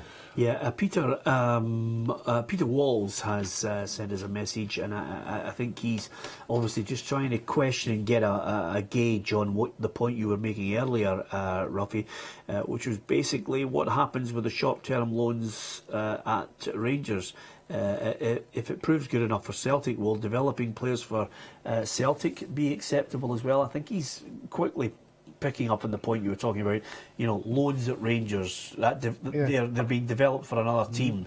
And I think Peter's obviously drawing your attention to Patrick Roberts at Celtic. That's a loan player that's doing Man City the world of good. Yeah, but he's also doing Celtic a world of good as well when he comes on. I get the point he's making, but for a manager to come out and say, I took that guy off because I've got to watch, and against the Hearts game, he took him off with 15, 20 minutes ago. I've got to protect him because he's got to go back to his club. I don't remember Brendan Rodgers saying anything like that. No. I think that was another one, and it was the development bit I was trying to get, when he's saying, you judge me on the progress I'm building for the future. Well, you build for the future with your own players, not with other people's. I think the loan system for Rangers is fatally flawed, and I think it's fatally flawed because if we've talked about this before, and Gordon made a good point that if you're bringing players up, you must have an option to buy, and it must be, and it must be in your favour. Yeah. Otherwise, what you're doing is you're on plums, because if the player's poor, he's poor. If the player's great, he's off in the summer. Yeah. So there's no way to I think the Patrick Roberts thing is a different thing altogether. I think Celtic are still angling to buy him. I still they have hopes of buying him. Yeah. Even at an inflated price, they have hopes of buying him, because they want to convince him and his advisors that there's nothing on for him at Manchester City, and he's going to get a game here. And He's going to progress here in Scotland. He's going to play Champions League here in Scotland, and then they'll do what they do with all players. They'll allow him to step on. You know, they're not going to say you're here for the rest of your life. If he's a young kid, you can go 23, 24 somewhere else. And the other thing as well is he doesn't have to play Roberts. I know it doesn't. He's not a starter. No. He's not a starter. And I would think that if these clubs that Rangers are getting, the players are getting, I think their managers were saying, look, we want them playing. You know, we're giving you them up there. We want to see them progress. We want to get the benefit. Let me again sift through it for you and make it abundantly clear. The reason why there are a number of loan signings at Rangers that have been brought in is quite simply because they do not have enough disposable cash to get players in who will commit themselves to 2 and 3 year deals. That's the crux of the matter here, Gordon. I agree, Peter, and that's why I was more surprised about the Celtic one, because I thought, why are Celtic doing that? They're developing players. They are bringing players through, which we've seen, like we've got McGregor's come through and Tierney, people like that. So why are they doing it? And the argument was it was because it was for the European thing. Fine, you go, and as Hugh says, it might be because they may be thinking they're going to buy him. Rangers don't have the resources in-house, and that's why they're borrowing players in order to do that. So I think that it's not the right thing to do as such, I don't think, for a major club. But Rangers needed players in at this time who were better than what they had, because they are fighting. Rangers are trying to get domestically, are trying to compete with Hearts and Aberdeen now for second spot. Queen's Park 1, East Fife 0. Dario Zanata scoring there for Gus McPherson's side. Everton are thumping Bournemouth 3-0 at the scoreline there. Romelu Lukaku scoring the goal for the Blues, so they are in control there. It's Berwick Rangers 2 and an Athletic 1, and I can tell you at this point, I think Ibrox, all of the Rangers fans are just wondering when the fight back is going to start, because Ross County have the lead there. Alex Schalk scoring for Jim McIntyre's side, so a few disgruntled moans, and at that point, Ruffy, every pass that goes astray will be met with loud derision. Yeah, and as I touched on it briefly there, I mean, Gordon will know better than me. He's been there, you know, and unless you've been at a club with that kind of support and that kind of criticisms flying about, you need to be big enough to handle it. You need to be big enough. I mean, sometimes if you're drawing or you're winning, you'll be pinging that 20-yard pass, or you'll be making that great pass through the defence, and then all of a sudden the fans are on your back, and then these passes don't happen. You know, you don't take the chance at it, you just play the wee comfort one. Here you have it, and then you see the making of the players, and that's why I'm saying that there are a lot of players in that Rangers team who haven't been through what's happening just now. What my experience in it, Peter, what makes it difficult is if you're playing a home game and it's off the back of a disappointing result midweek, as happened with Rangers, hammering from Hearts, that becomes a day when the fans will react more. If Rangers were on a good run just now, they probably think, well, we're 1 down, but we've come back before. The reaction might be a bit stronger today because of what happened on Wednesday. I don't think there's any doubt about that. Peter Walls has mentioned, just come back to us on this, just to clarify this, Ruffy. He says, what I was trying to say is, for example, if Terral and Hyman on short-term loans proved themselves as players, what would happen if Celtic bought them because Rangers couldn't afford them? And I think we've discuss that point now, because it's quite clear Rangers are trying to get a better quality player, maybe with a lot of potential in, just quite simply because there's not money there to go and buy people. And by the way, they're not the only club guilty of short-term loans in Scotland. I think there's a lot of short-term thinking at the moment because of the financial situation. Listen, guys, the other thing I was going to get you talking about, we always talk about money here. I'm going to get your thoughts on a few other things we'll talk about, you know, near and far. One thing I was going to mention to you guys, because there hasn't been any update on any goals coming in at the moment, I noticed that El Hadj Diouf, Gordon, is thinking of going into government in Senegal now that he's hung up his boots. Could be an interesting time in the Parliament if he doesn't agree with the member of the opposition. Well, I mean, there could be a good meeting between him and Donald Trump. I think really be Yeah, Marvellous. absolutely. Yeah. And just, he wasn't. He was always a great loss to the diplomatic corps, was Mr. Dave, wasn't he? I wonder how the Senegalese will take to him gobbing on somebody in the opposition party. It was always the thing that sticks with him. I mean, it's the last thing you want to be remembered for as a footballer. And I don't think he was a success at Rangers, Gordon. No, it didn't work out at all. No, he was one of these.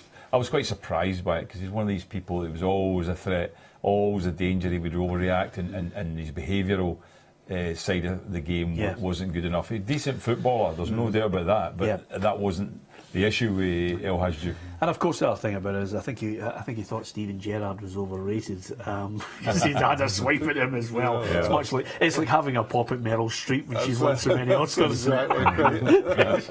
Who would do that? Exactly.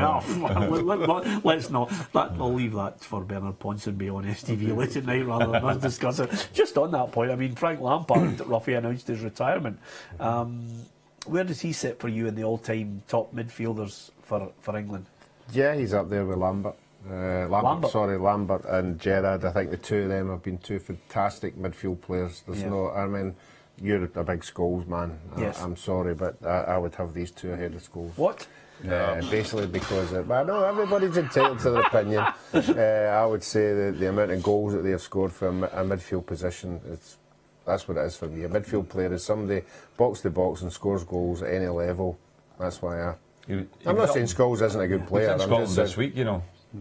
Frank Lampard. I think is his wife not dancing in down in the Strictly? Yes. No, so he was in Scotland. He was up. Somebody speaking to him in 29. He was doing. You were.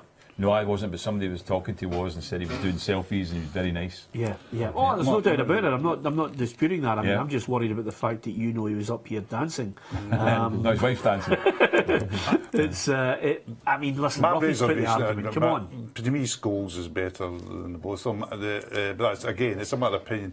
But Falkirk have just scored against Dunfermline. I just think as well, I'm disappointed in Lampard and Gerrard for one thing. I know they've been fantastic club players. I mean, two of the great club players.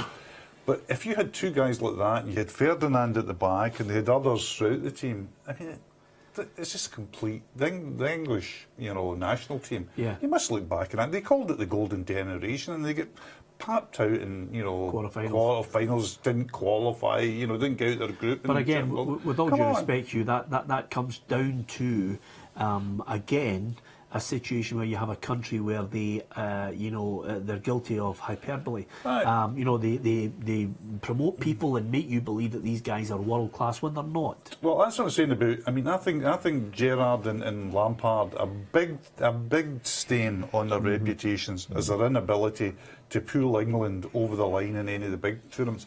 And listen, Gerrard pulled a team over the line in a European Champions final, so don't get me wrong in that. But it still remains that they underachieved at international level. He had a great goal scoring record, Lampard, though. I would say I do think he was a top class player without doubt. I think he's right up there. For Chelsea, I don't think there's any doubt about it. I mean, I just think you've got to try and put a lid on throwing world class about certain players.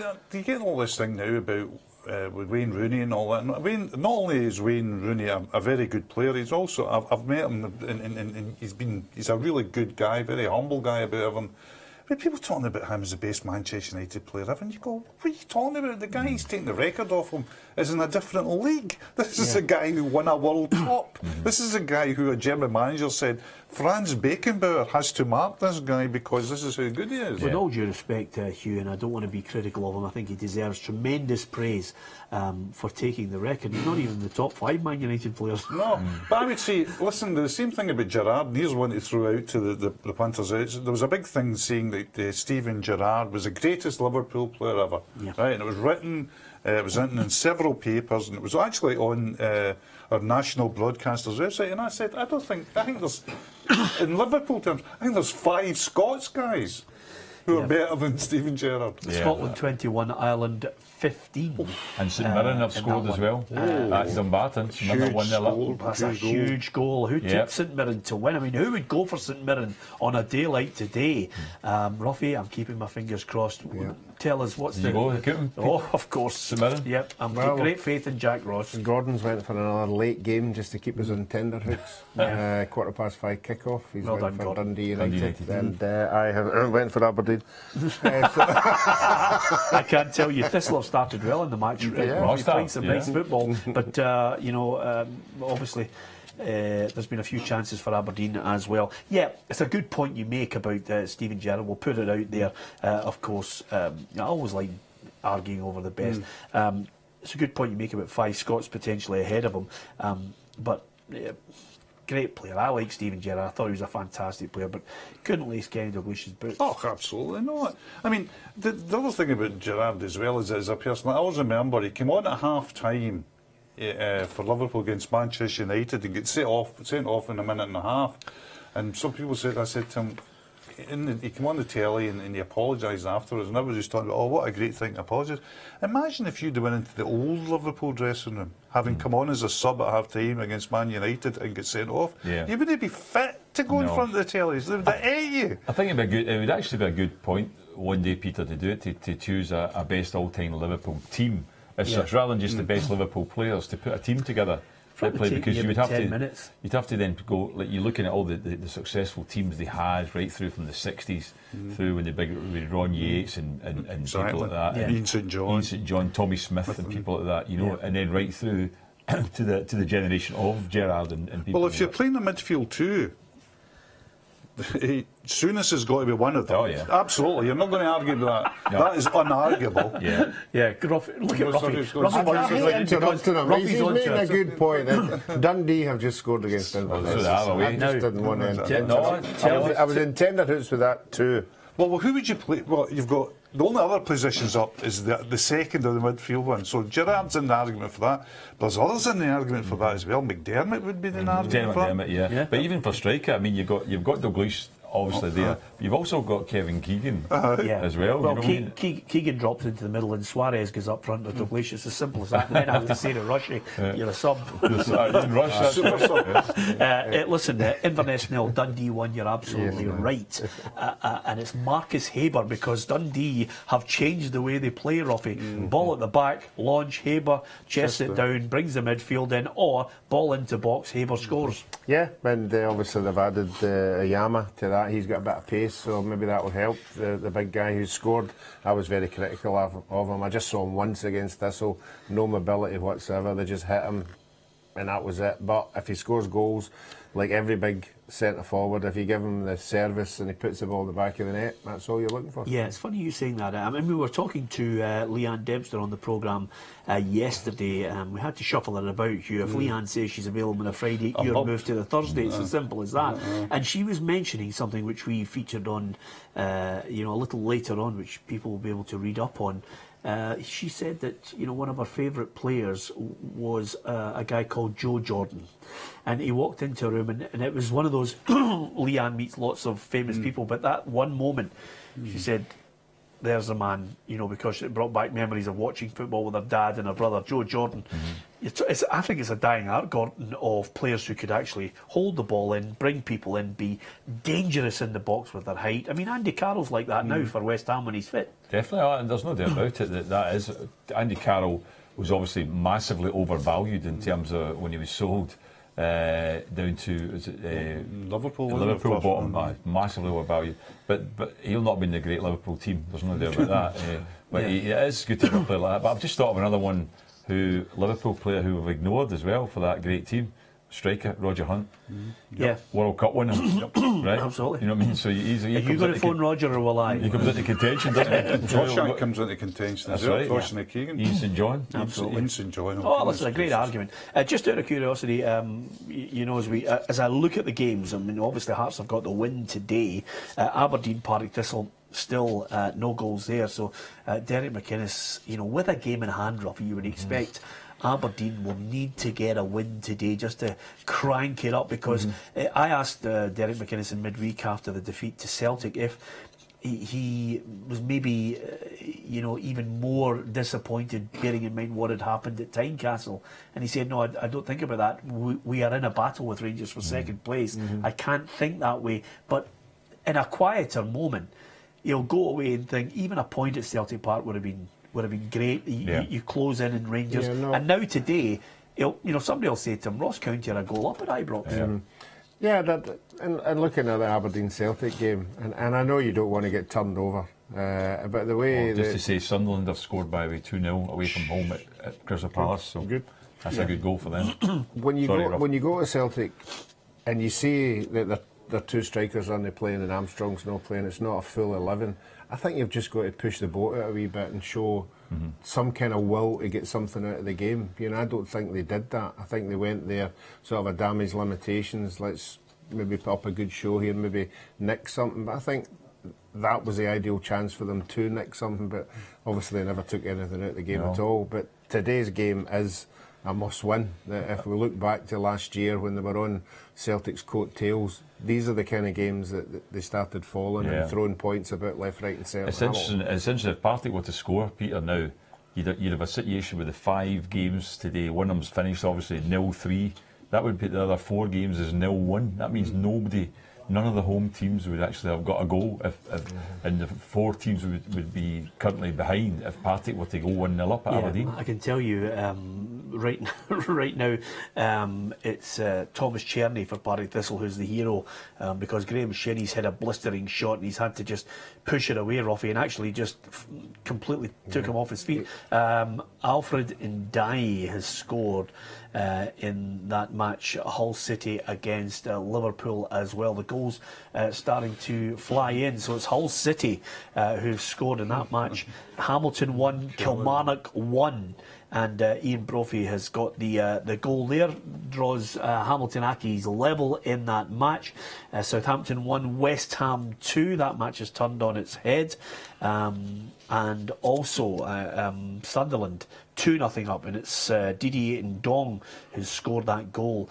So Crystal Palace 0, Sunderland 2. That would be huge. At the bottom end, you can pick any one of 5 or 6 at the bottom end of the Premier League. You were talking earlier on about Leicester, and that was fanciful at one time. Leicester could be relegated. See the results that's happened over the last 7 days. Every result has gone the wrong way for Leicester. Dundee have gone 2-0 up at Inverness. That's a bad one for Inverness. So. I think, Ruffy, you start to get to a point. I like Richie Foran, but I think sooner or later you get to a point you think now it's getting critical. I don't think changing the manager is going to do you any good either. No, that's the question. You'll be hoping that the board are saying to themselves, who do we bring in, and if we brought somebody in, would they get a reaction? Sometimes you do, sometimes you don't. It's a big decision, but the good thing for him is that there isn't a gap there. Losing a game is obviously not what you want to happen, but there's not a gap developed yet, so they'll still be saying we have fixtures that could pull us out of the hole.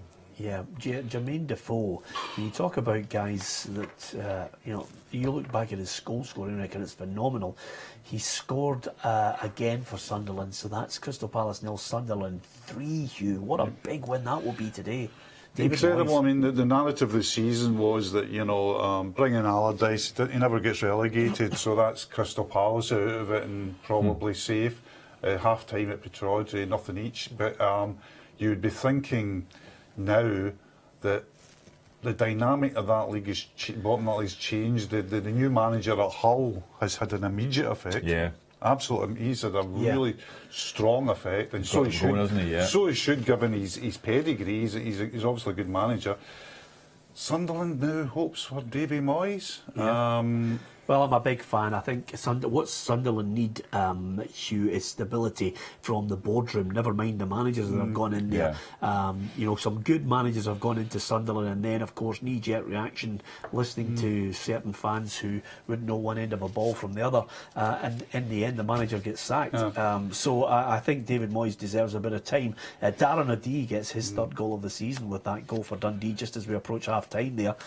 That could be a big win for Dundee on the road. Huge win for Dundee. We talked about it earlier. I actually think that and I'm not one to be slow in the pint. I think that's domino for Inverness. Honestly, I think that. Yeah. I think if Hamilton were also to win today, it would make a 6 point and Inverness lose 6 point gap. I just think that's the biggest gap there's been at the bottom for a while, Peter. There hasn't been a 6 point gap. I picked Kilmarnock, but Listen, swings and roundabouts with this league. 1 minute, I mean, as Mark McGee will testify to, Ruffy, 1 minute you're up top six thinking everything's rosy and you're looking upwards. Next minute you lose 2 games, boom, you're back down there. And that's what I'm saying. We've had managers in here, and the first thing they say to us is they actually sit down and look at the fixture list. They look at the fixture list of games that might not take anything out of that, but they look at actually fixtures and say, right, that's the 4 games we need to take points out. Well, listen, half time at New Douglas Park.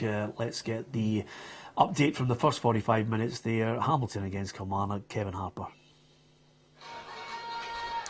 Peter, here in New Douglas Park, it's Hamilton 1, Kilmarnock 1.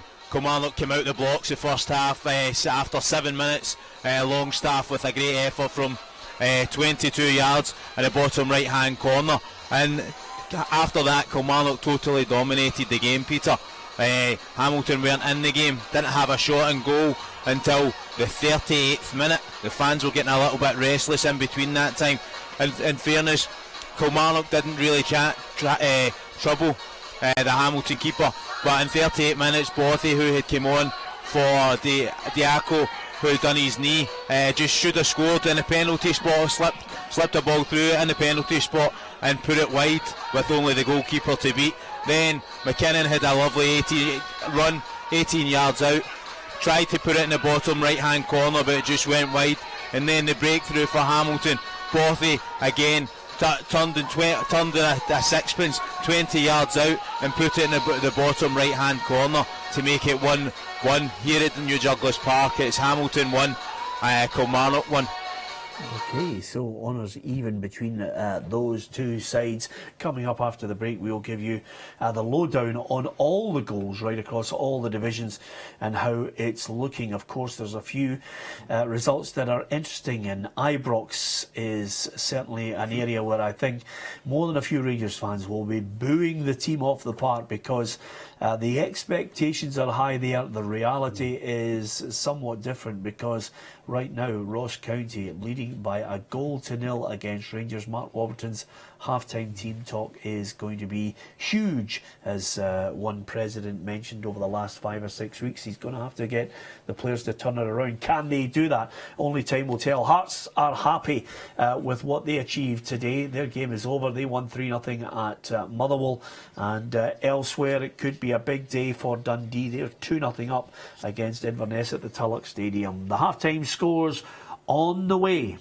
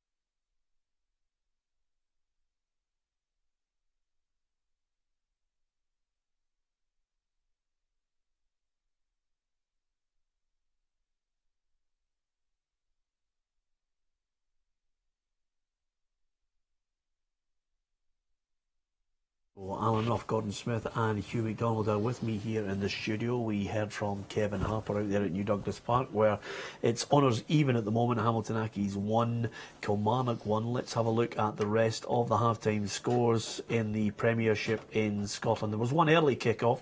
It was Motherwell 0, Hearts 3. Motherwell down to 10 men. Carol McHugh sent off in that game, and Hearts comfortable winners in the end. A couple thrown in there from Ismael Gonçalves. Aberdeen 0, Partick Thistle 0, Hamilton 1, Kilmarnock 1, Inverness Caledonian Thistle 0, Dundee 2, Rangers 0, Ross County 1. In the Championship in Scotland, the scores: Dumbarton 0, St Mirren 1, Falkirk 1, Dunfermline 0, Hibs 0, Ayr United 1, Queen of the South 0, Morton 0. Dundee United against Wraith Rovers is a 5:15 kick-off. League 1, Airdrieonians 0, Peterhead 1, Alloa 1, Livingston 1, Brecon City 1, Stenhousemuir 2, Queen's Park 2, East Fife 0, Stranraer 1, Albion Rovers 0. League 2, Arbroath 0, Forfar 1, Berwick Rangers 2, Annan Athletic 1, Cowdenbeath against Elgin City. That match was postponed due to a waterlogged pitch. Edinburgh City 0, Clyde 0, Stirling Albion 1, Montrose 0. In the Premier League in England, one match that kicked off at 12:30 finished Chelsea 3, Arsenal 1, Crystal Palace 0, Sunderland 4, Everton 3, Bournemouth 0, Hull City 1, Liverpool 0, Southampton 1, West Ham 2, Watford 2, Burnley 0, West Brom 1, Stoke City 0, and Tottenham against Middlesbrough is the 5:30 kick-off. Ruffy, it would just be Jack Ross's luck if he wins that game today and Ayr United get a win at Easter Road against Hibs. Yeah, I'm sure if it stayed that way and they came into the dressing room, that would be the first scoreline he would ask for. But the positive thing is he's got a win, you know, and you can look at what everybody else is doing, but you build on what you've got, and I'm sure that away win might be something they can build on. And Gordon Smith, worrying times for Rangers fans yet again. This time, Ross County the opposition. Yeah, I can imagine the reaction they must have got at half-time going off there, because, you know, as I say, it's all very well to be 1-0 down. If they're on a good run, the fans' reaction would still be pretty negative. It wouldn't be that as bad as it's probably been today, because I think they were angry with the performance. They've not been happy with the way the team's been selected, and even today they're probably looking at it thinking that's not the team that they probably expected Rangers to go with today. And I don't know how they've played. That's a big factor, obviously. If they're unlucky, they've been totally dominating, losing 1-0, it might be a different reaction, but we don't know that. But just looking at the scoreline, that's sometimes enough for the fans to react.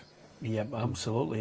We've got to get a reaction, Hugh, in the next part of this. I was mentioning the run of games they've got up until Celtic. I don't think anybody envisaged a slip-up at Ross County. They maybe not envisaged it, but it's not absolutely shocking, is it? I mean, we talked before the game of Rangers' propensity to lose goals. We talked before the game of the difficulties in the middle of the defence.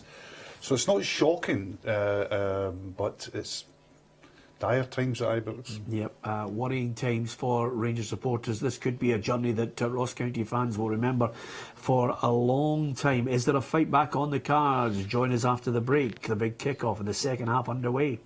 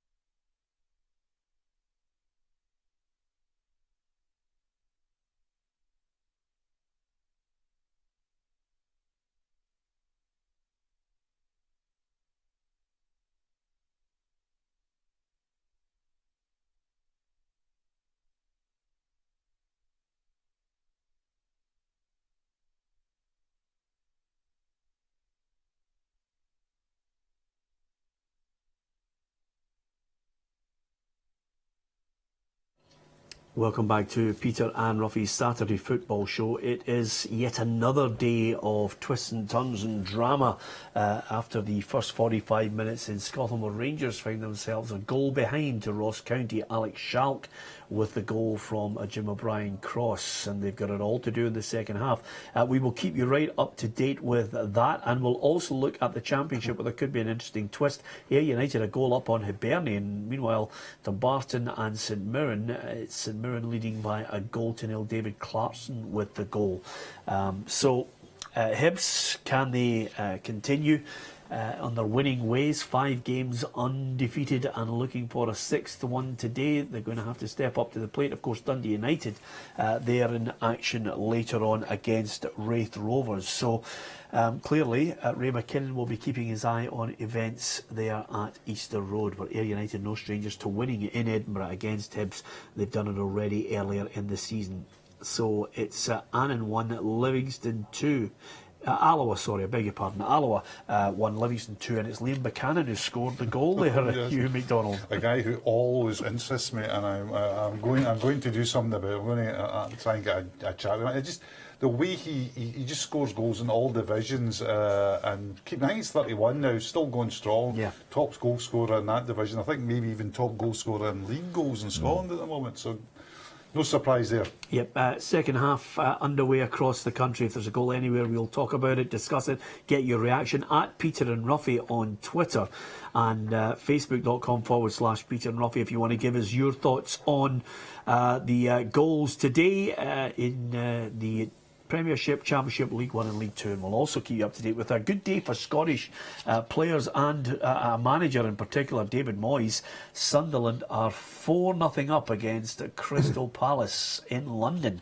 Jermaine Defoe scoring one of the 4 goals, so it's all looking good, Gordon, for David Moyes today. Definitely. I mean, that is an amazing scoreline so far. I mean, it's almost, you could say a result, because there's no way Crystal Palace are going to come back. But that is some scoreline to go down there. A team, I mean, when you're sitting bottom of the league in England and you're playing a team who are down there and just three points above them, I think that Palace are going into the game today. That is a tremendous scoreline, and you know, I think that from that point of view, that you've got to look at Defoe's performance again. He's getting another couple of goals today, hasn't he? So I think that he's been a great signing for them. But this David Moyes, I mean, they're not over yet by any means. I mean, I say they're sitting bottom of the league, but there's nothing. If you just go out that bottom 3 zone, the teams there, Leicester City, we'll talk about earlier on, are all quite close to it. So if you get a win today, then Sunderland could be on a fight back. Yep. And always in England as well, Peter, there's a team that just parachutes or loses its parachute and just drops into that bottom 3 as the season goes on. Yeah. There's reports as well, Leicester, that things are not going well behind the scenes. I just think if they're worth a wee bet just to be involved in relegation, astonishing as it may sound. Yeah, I'm not quite sure, but I would imagine. I mean, could it have been as much as 5,000 to 1 to suggest that the Premier League champions get relegated? I wonder what the odds were at the start of the season for somebody to say, here's a tenner, Leicester City to get relegated. Yeah, I think everybody last year got their fingers burnt, so I don't think they would actually try that one. No. You know, they were so successful. And the main success of the whole one was Jamie Vardy. And I think I've heard his name being mentioned. And obviously a couple of times. Mahrez as well. Not at all. Has MD ever won the Champions League and been relegated in the same season? That'd be a first, is it not? Yeah, I can tell you. It's Scotland 24, Ireland 22. I think what they call it in Glasgow is a humdinger of a game, Hugh. That's the only way to sum it up. That's right. It's all the Torkels and Frasers from Glasgow, of course, will be in Edinburgh today, shouting, "Aren't chips wonderful?" No. I cannot believe you want to alienate yourself from an area that you frequent quite a lot. I love the rugby, and actually, one of the great rugby stories, I think, that this year, or in the last couple of years, is the way that Glasgow as a rugby team has really been successful and drawn big crowds right across the board. And I go down and pay my money there of a Friday night quite regularly.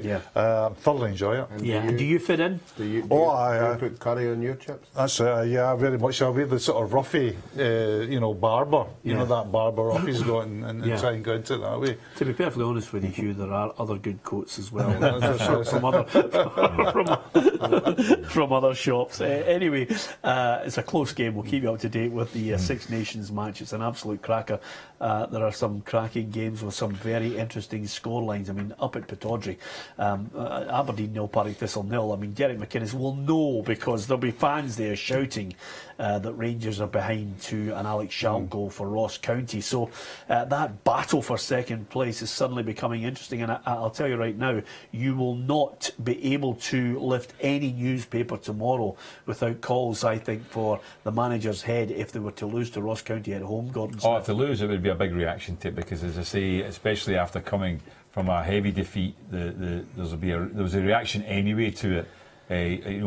For today's papers, there was a lot of interviews, Mark Warburton, things he's been saying, and that's, I think a lot of that might have annoyed some of the supporters as it is. But if they were to lose to Ross County, one of the teams struggling relegation territory, to lose at Ibrox, there certainly would be a big reaction to it. Yeah, the reaction on social media at the moment is quite simply that a lot of Rangers fans just voicing their displeasure at the performance from the players. And you are looking for a fight back, you are looking for a spark, you are looking for someone to provide inspiration. I mean, more often than not, it's been a 37-year-old in Kenny Miller who's saved the day. Right, well, who else? I mean, if you're sitting here at the moment and you're a Rangers fan and you're sitting there with the prayers going out, who are you praying towards? I would suggest that Kenny Miller would be the only one that you would have on your I think that's one of the major problems with Rangers this season, that certainly in enterprise and going forward and grit and determination going forward,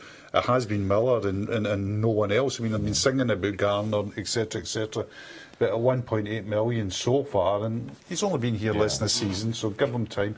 But so far he's not pulling up trees. Absolutely, Garner's not been doing it. I agree with you, but I think they will come back in the game. I don't think that they're going to fail to score in this game, Rangers. I just don't think they've been scoring regularly in games, and I think they will score. Okay, and again, you can give us your thoughts at Peter and Ruffy on Twitter and Facebook.com/Peter and Ruffy as well. I read something I was going to get your thoughts on, Hugh. I mean, Hampden Park has made a bid for the Europa League in 2019 and the Super Cup final. Either one would be nice for them, but the contract for Hampden Park is up in 2020. There's a possibility of extending it. There's a possibility of taking Scotland around the country. There's a possibility of building a new stadium somewhere which is easily accessible. What's your take? I wouldn't build a stadium elsewhere which is easy accessible. I just think the days of Scottish football just splunging money on another national stadium are well past, I've got a lot of sympathy for the taking the game round other stadiums, and one of the reasons I think is in the real politic of what's going on with Scotland at the moment. I think, and it's my view, that you're not going to get full crowds at Hampden. I think, for example, the World Cup is burst. I think that's the World Cup qualifying campaign's burst, and we should be taking the game to places where we can fill out with 18, 20,000, whether it be a Tynecastle, whether it be an Easter Road, whatever, whether it go up to Pittodrie as well. Why not? If they move from Hampden, I would reckon you shut that stadium down, Gordon. Well, that's a big problem with it. I mean, that is our national stadium. It's a big historical element to it, Peter, and I think that's why we do feel the game should be at Hampden to a degree, cup finals and all that sort of thing, because we need a neutral stadium for that. Now, what they might be doing is, this is what happens, was that the stadium is obviously Hampden Park Limited as a company. They might negotiate a better deal now by saying, look, rather than pay this large amount of money, which means we get total access to it, they might want to pay it on a game-by-game basis. Only when we use it, we'll pay a rental, because don't forget, if they go around the other country, around the country to other stadiums, Peter, they have to pay a rental income to hire that stadium for the night. Yeah. So if they were going to Pittodrie and going to Easter Road and Tynecastle, these places they've got to pay separately, whereas Hampden, the initial amount, the amount they do pay in terms of the annual amount, gives them access to that stadium all the time. Yeah, I actually think it's not ideal. We all know, we've all said ad nauseum about the structure, the way they got it wrong with the running track round it. They could have made it a really intimidating stadium. They missed a trick there. But I do think you need to be impartial with regards to cup finals. I think you need to take it out of, and the argument is, should there be, 3 huge stadiums in Glasgow? Yeah, I mean, that was Fergus McCann's strong objection to New Hampden, as you can remember, Gordon. But yeah. So got a goal at Inverness. Billy Mackay's drawn one back, 1-2. There's an interesting one. Billy Mackay gets one, so that's going to be a real battle there. 2-1 actually, now, Dundee. In the report I read on the game on Wednesday, although they get beaten 3-0, they said that Mackay was one of the few players who actually was performing well. So I thought he'd be a crucial signing for them if they're going to get goals. He's a guy that can certainly do it, and he's done it today. That he's got them back in it. So 2-1. It gives them a bit of heart, doesn't it? I mean, the 2-0 is always tough, but when you get a goal back to make it 2-1, I know from my own situation in games I've played over the years, you get a big lift from that. Yeah. You always think you've got a real chance if you get back to 2-1. Yeah, absolutely. And Scotland 27-22 up on Ireland at the moment in the Six Nations. Finished, they've won it. It's finished, and Yeah. they've won that match, which is incredible. I think that's a massive result. Huge result result for Vern Cotter. That's a huge result. I mean, the people forget Ireland were tipped to win this championship. Yeah. Ireland beaten the All Blacks in, of all places, Chicago. An Ireland strong team with a fantastic coach in Joe Schmidt. That's an extraordinary result for Scotland today. So, and they can lie back and see and watch England take on France today and see what happens from there. They've still got. I mean, the Six Nations is a hugely difficult competition, but that's a massive result. Yeah, and the other thing about it, which I think is to their eternal credit, Ireland, their fans will be over there in Edinburgh, they'll be disappointed, and basically the announcement at the end of the game from the public address system is basically Ireland fans will have to leave at the exact same time as the Scotland fans, go arm in arm up to a pub and basically drink till about 4:30 in the morning, because you can do that in Edinburgh. You can go to 6, and some people do. And you can also do it at rugby as well. And it's incredible. They'll be drinking their pints at the rugby. Yeah, they'll be drinking at It's a rugby. fantastic. I mean, honestly, and they'll go through every song you could possibly think of. From Flower of Scotland all the way through every folk song you can think of. But I mean, I was at the fixture, 2 years ago, and Ireland won the championship because of it, and they just absolutely had to rack up a sort of goal a points difference to do so. Yeah. And they just killed Scotland. They just ran all over the top of them. I can't remember, did they score 40 points, something like that? Yeah. And But there was a great belief, Hugh, wasn't there, that Scotland could compete today? Oh, yeah. People have seen a difference in the Scottish team. haven't they? Absolutely. I mean, Yeah. the Glasgow team the other week there that beat Leicester in Leicester, beat them 43-0, was 15 Scotsmen in that Yeah. Glasgow team. So, I mean, there has been huge improvement. And funnily enough, what's Vern Cotter's reward for all this? Yes, He's getting punted. He gets punted, so they get another Scotsman in Gregor Yeah. Townsend. And another great thing about it, look at the smile on Hugh McDonald's face, and I just hope that's the same smile when Scotland thumped Slovenia in March. Yeah. Fingers crossed for that, and then England come in June. Really looking forward to that as well. It would be great if we could suddenly have a fight back on our hands and keep that group alive. Right now, I'm looking and wondering where the fight back is at Ibrox. It hasn't materialised yet. It's still Rangers 0, Ross County 1. And another point I want to make to you, Ruffy, in the Championship, down there in Dumfries, it's still Queen of the South 0, Morton 0. You wouldn't bet against Morton maybe sneaking something there? No, they did well last week down at Ayr. They were impressive. The two strikers were magnificent. They defended well. They moved the ball about. But as we all know, I think Queen of the South is a difficult one. It's one of these clubs, that you see, you go down, you think you're going to get something, and all of a sudden they come up. Dumbarton have equalised, Ruffy. So they have. Dumbarton have just equalised against St Mirren. 1-1. Big goal, that one. What a twist that is, Gordon. Oh, that's amazing. Like, I think St Mirren were in a good position there. They probably won't know what's happening with Ayr, but Dumbarton's a team they would really like to get a result against, so that will give Dumbarton a lift. I'm just looking at me, you'd probably be sitting, you would be amazed at this point if you suddenly looked at the three teams you would have expected to have scored already would have been Aberdeen, Rangers and Hibernian. Yeah. 3 of them at home today, with big games for them, and none of the 3 of them have scored yet.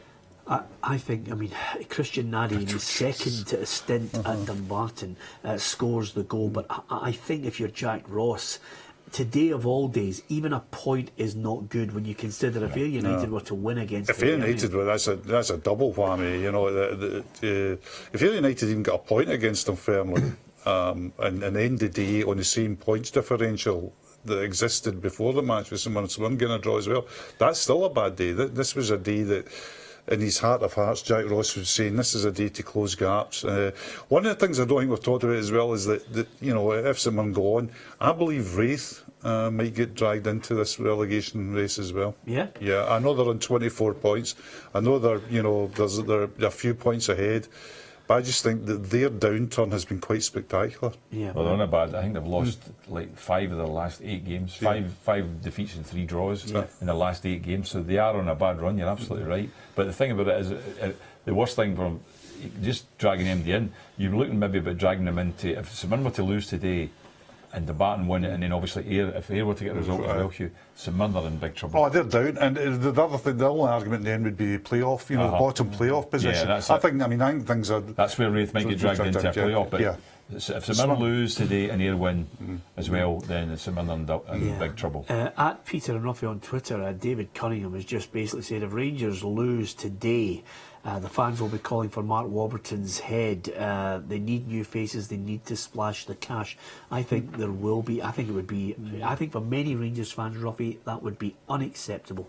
It would be unacceptable, as he said, you know, during the week. One statement was Rangers don't lose 4 goals, you know, and quite rightly so. They don't very often, but I still think, I mean, it's obviously there's going to be a lot of upset people, but you'll have to ride the storm. I don't think anybody's going to make any drastic decisions about the manager. You know, he's there, Hugh, you know, because they know the circumstances they're under, and we've already heard about the board meetings and everything.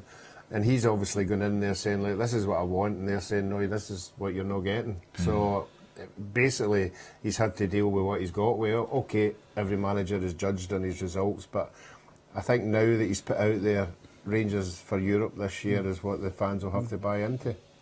I just think, though, it gets to stage, it gets a tipping point, and again, I'll go back to that line. I think the fans have got really strong power here, because the only thing that Rangers are waiting on is season ticket money for next year.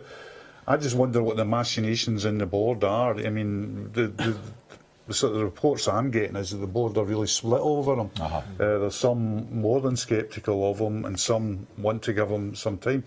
But I certainly think, you know, whatever way it tips, Peter, there's a conversation going on at the moment about, you know, I think people will be rustling through the contract and going, you know, how much will it cost us? And I think there'll be due diligence being carried out. He got a new deal at the beginning of the season, didn't he?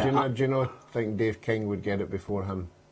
Oh, in terms of criticism? Criticism. Aye, but I don't think he'll be moving, Rob. No, not moving. I'm just saying, I think it'll be directed. I mean, okay, we keep hearing about he is a good manager, he is a good coach. You know, he keeps saying he's not getting dealt the right hand, which you could possibly agree with, but I don't think he would get the sack if they were to get beat today. Yeah, there's still a bit to go. No, he won't get the sack because that involves a payoff. The second part of that I would suggest to you right now, Hugh, is the only thing would be he would have to walk away. He would have to actually quit and say, I've had enough of it, because right now, if they lose to Ross County, the criticism will be incredible. If you thought it was bad against Hearts, the criticism will be mounting. Back-to-back defeats, and of course against the Ross County side who haven't got a win since the winter break. I think he'd be in big trouble. But the problem here, Hugh, is I don't think the board can have that discussion about then putting him out the door and bringing somebody else in. That involves a cash outlay that I don't think they have. Well, they would have to then say, well, who's going to pay for this? They've got to, what was being sort of slightly forgotten is Rangers have got to come up with £3 million already before the end of the season. How do we know that? Because it was in the report, the auditor said there's going to be a £3 million cash fall by the end of the season. It's going to have to be funded by soft loans.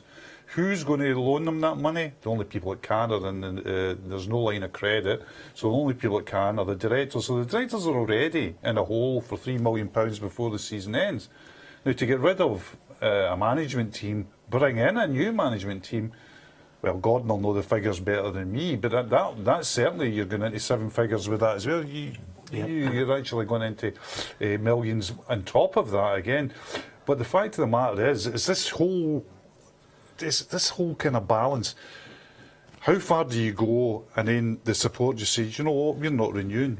Yeah. Can I just say something to you? And this again is where you actually have to listen and try and look at something in a sensible view, Barry Mackay has gone off, and Joe Gardner's also gone off. Yes. So you've got Harry Forrester and Martin Waghorn coming on to the field of play. This is Barry Mackay that, again, from a certain source, a certain journalist put out, Leipzig are in there, £6 million, no bid materialised, putting this kind of tag on a boy's head, when really that's not what he needs. He needs to get down and learn how to play consistently and turn games for Rangers. Yeah, definitely. And there was also talk in today's papers that he's been offered a new contract as well. So they're trying Rangers to tie him up for longer because he's come to, at the end of this season, he's only got 1 year left in his contract. But it might just be one of those days where it's not worked out. But it's funny enough, I was looking at the time on the clock actually and thinking there'll be changes happening because he makes his changes at the same time every game. The other thing to 60 minutes he makes a change. Gordon Strachan used to do that for Celtic. He would make it on the hour. He'd give the team an hour. It's always the hour. But the other thing as well, you have to give him credit. They've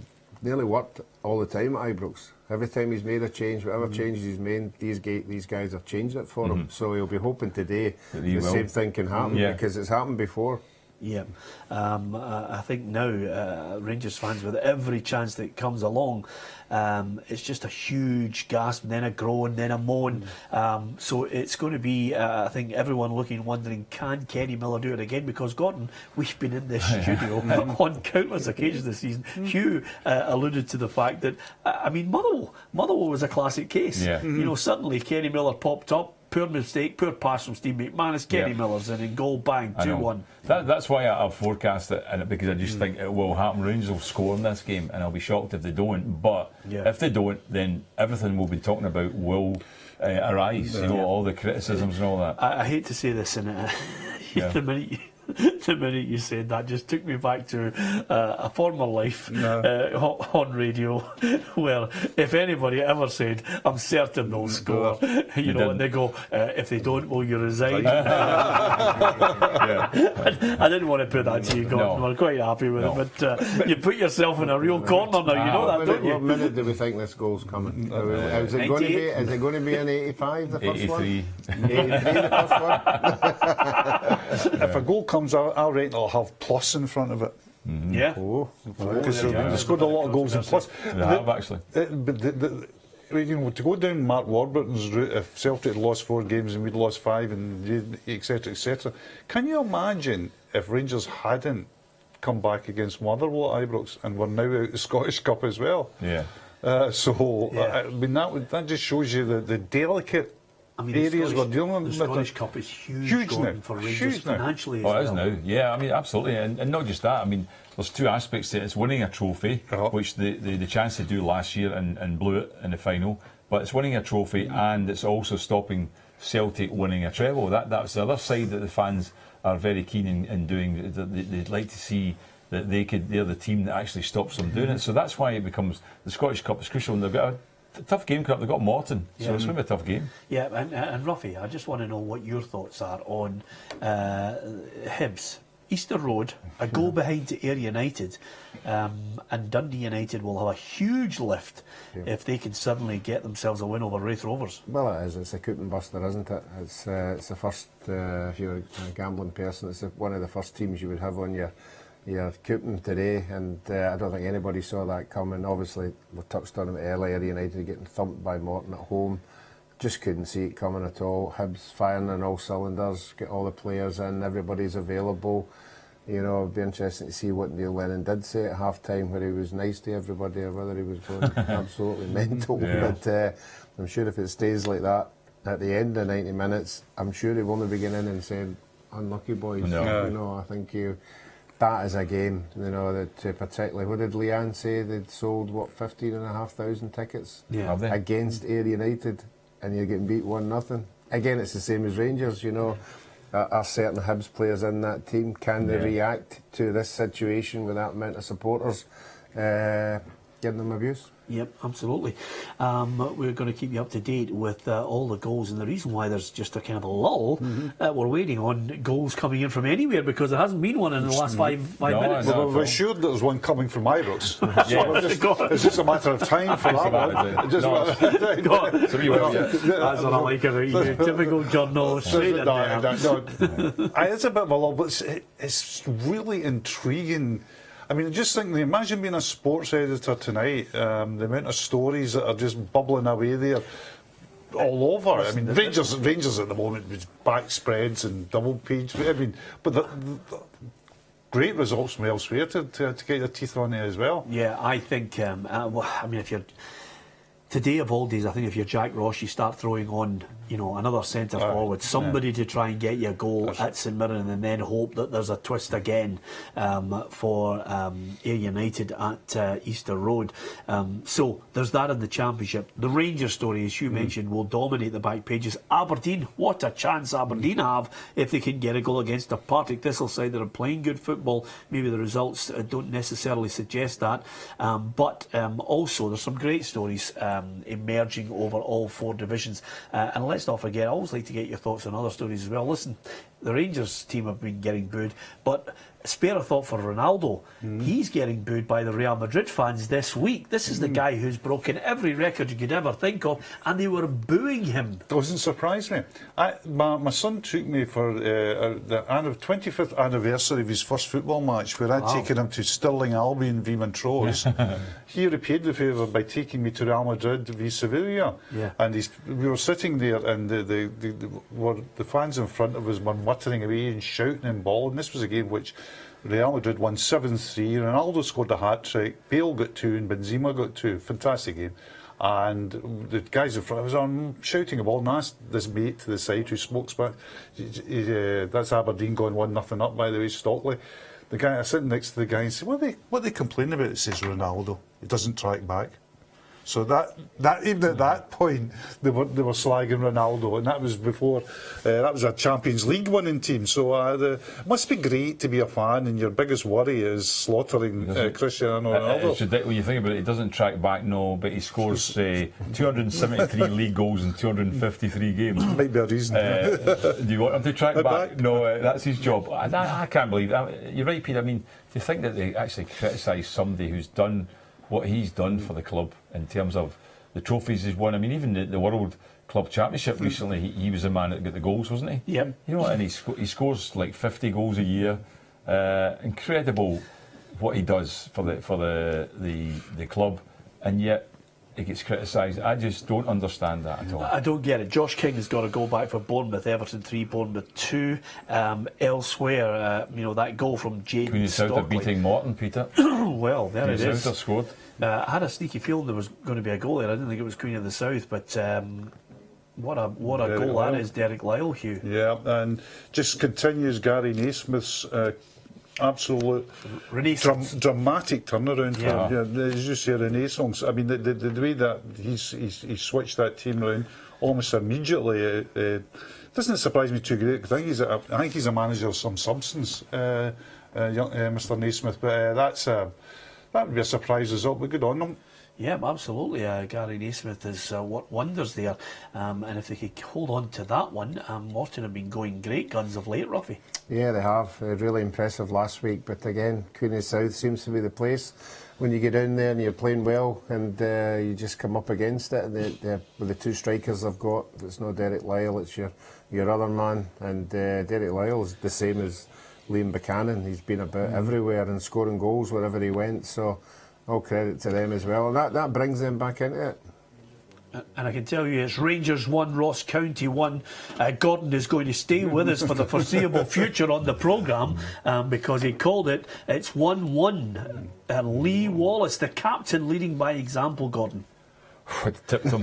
No, I'm glad that I wasn't going to be slaughtered later on. I did foresee something coming, but it's taken them a while to get it. But I'll give Rangers a boost, because they've got like 15 minutes or so to go in order to try and win that game now and take the pressure off themselves. And they have. I mean, there's been a few times they have done that, haven't they? Yeah. They've come back and, as you said, scored late goals, even with a plus involved there. The winner might even have a plus on it, you never know. But I'm not going to forecast the winner yet. I've got that one right. I'll leave it there. Even a draw is not good enough. I think Rangers fans want to see it. St Mirren have scored. St Mirren have gone 2-1 that's up. a big goal. St Mirren 2-1 up. And that is huge. And now all the Saints fans are thinking, come on, Hibs. Yeah, I mean, obviously St Mirren have still got a wee bit to do. There's still a wee while to go in that game, but certainly to to go up. I'm sure they'll be disappointed losing the game, the goal against Dumbarton, but certainly puts them in front. It just remains to be seen again if they can hold their nerve and see that out. I don't think my nerves can take this, Hugh. This is incredible right across quite a few divisions. And with time added on now, we've got the best part of 20 minutes to go. You know, there's a lot to unfold this afternoon. Inverness have got the second penalty of the afternoon. This is drama. Paul Hartley at the side of the park will not be a happy man, Ruffy, if indeed Inverness were to draw level in the game. Yeah, and you would think Billy Mackay's going to take it. He took the first one, so this could be a double for him if he sticks this away. Yep, okay, we're going to keep you up to date with that, but it's 1-1 at Ibrox. They're equalised there from Lee Wallace, the captain, and it's been saved, that penalty from Inverness.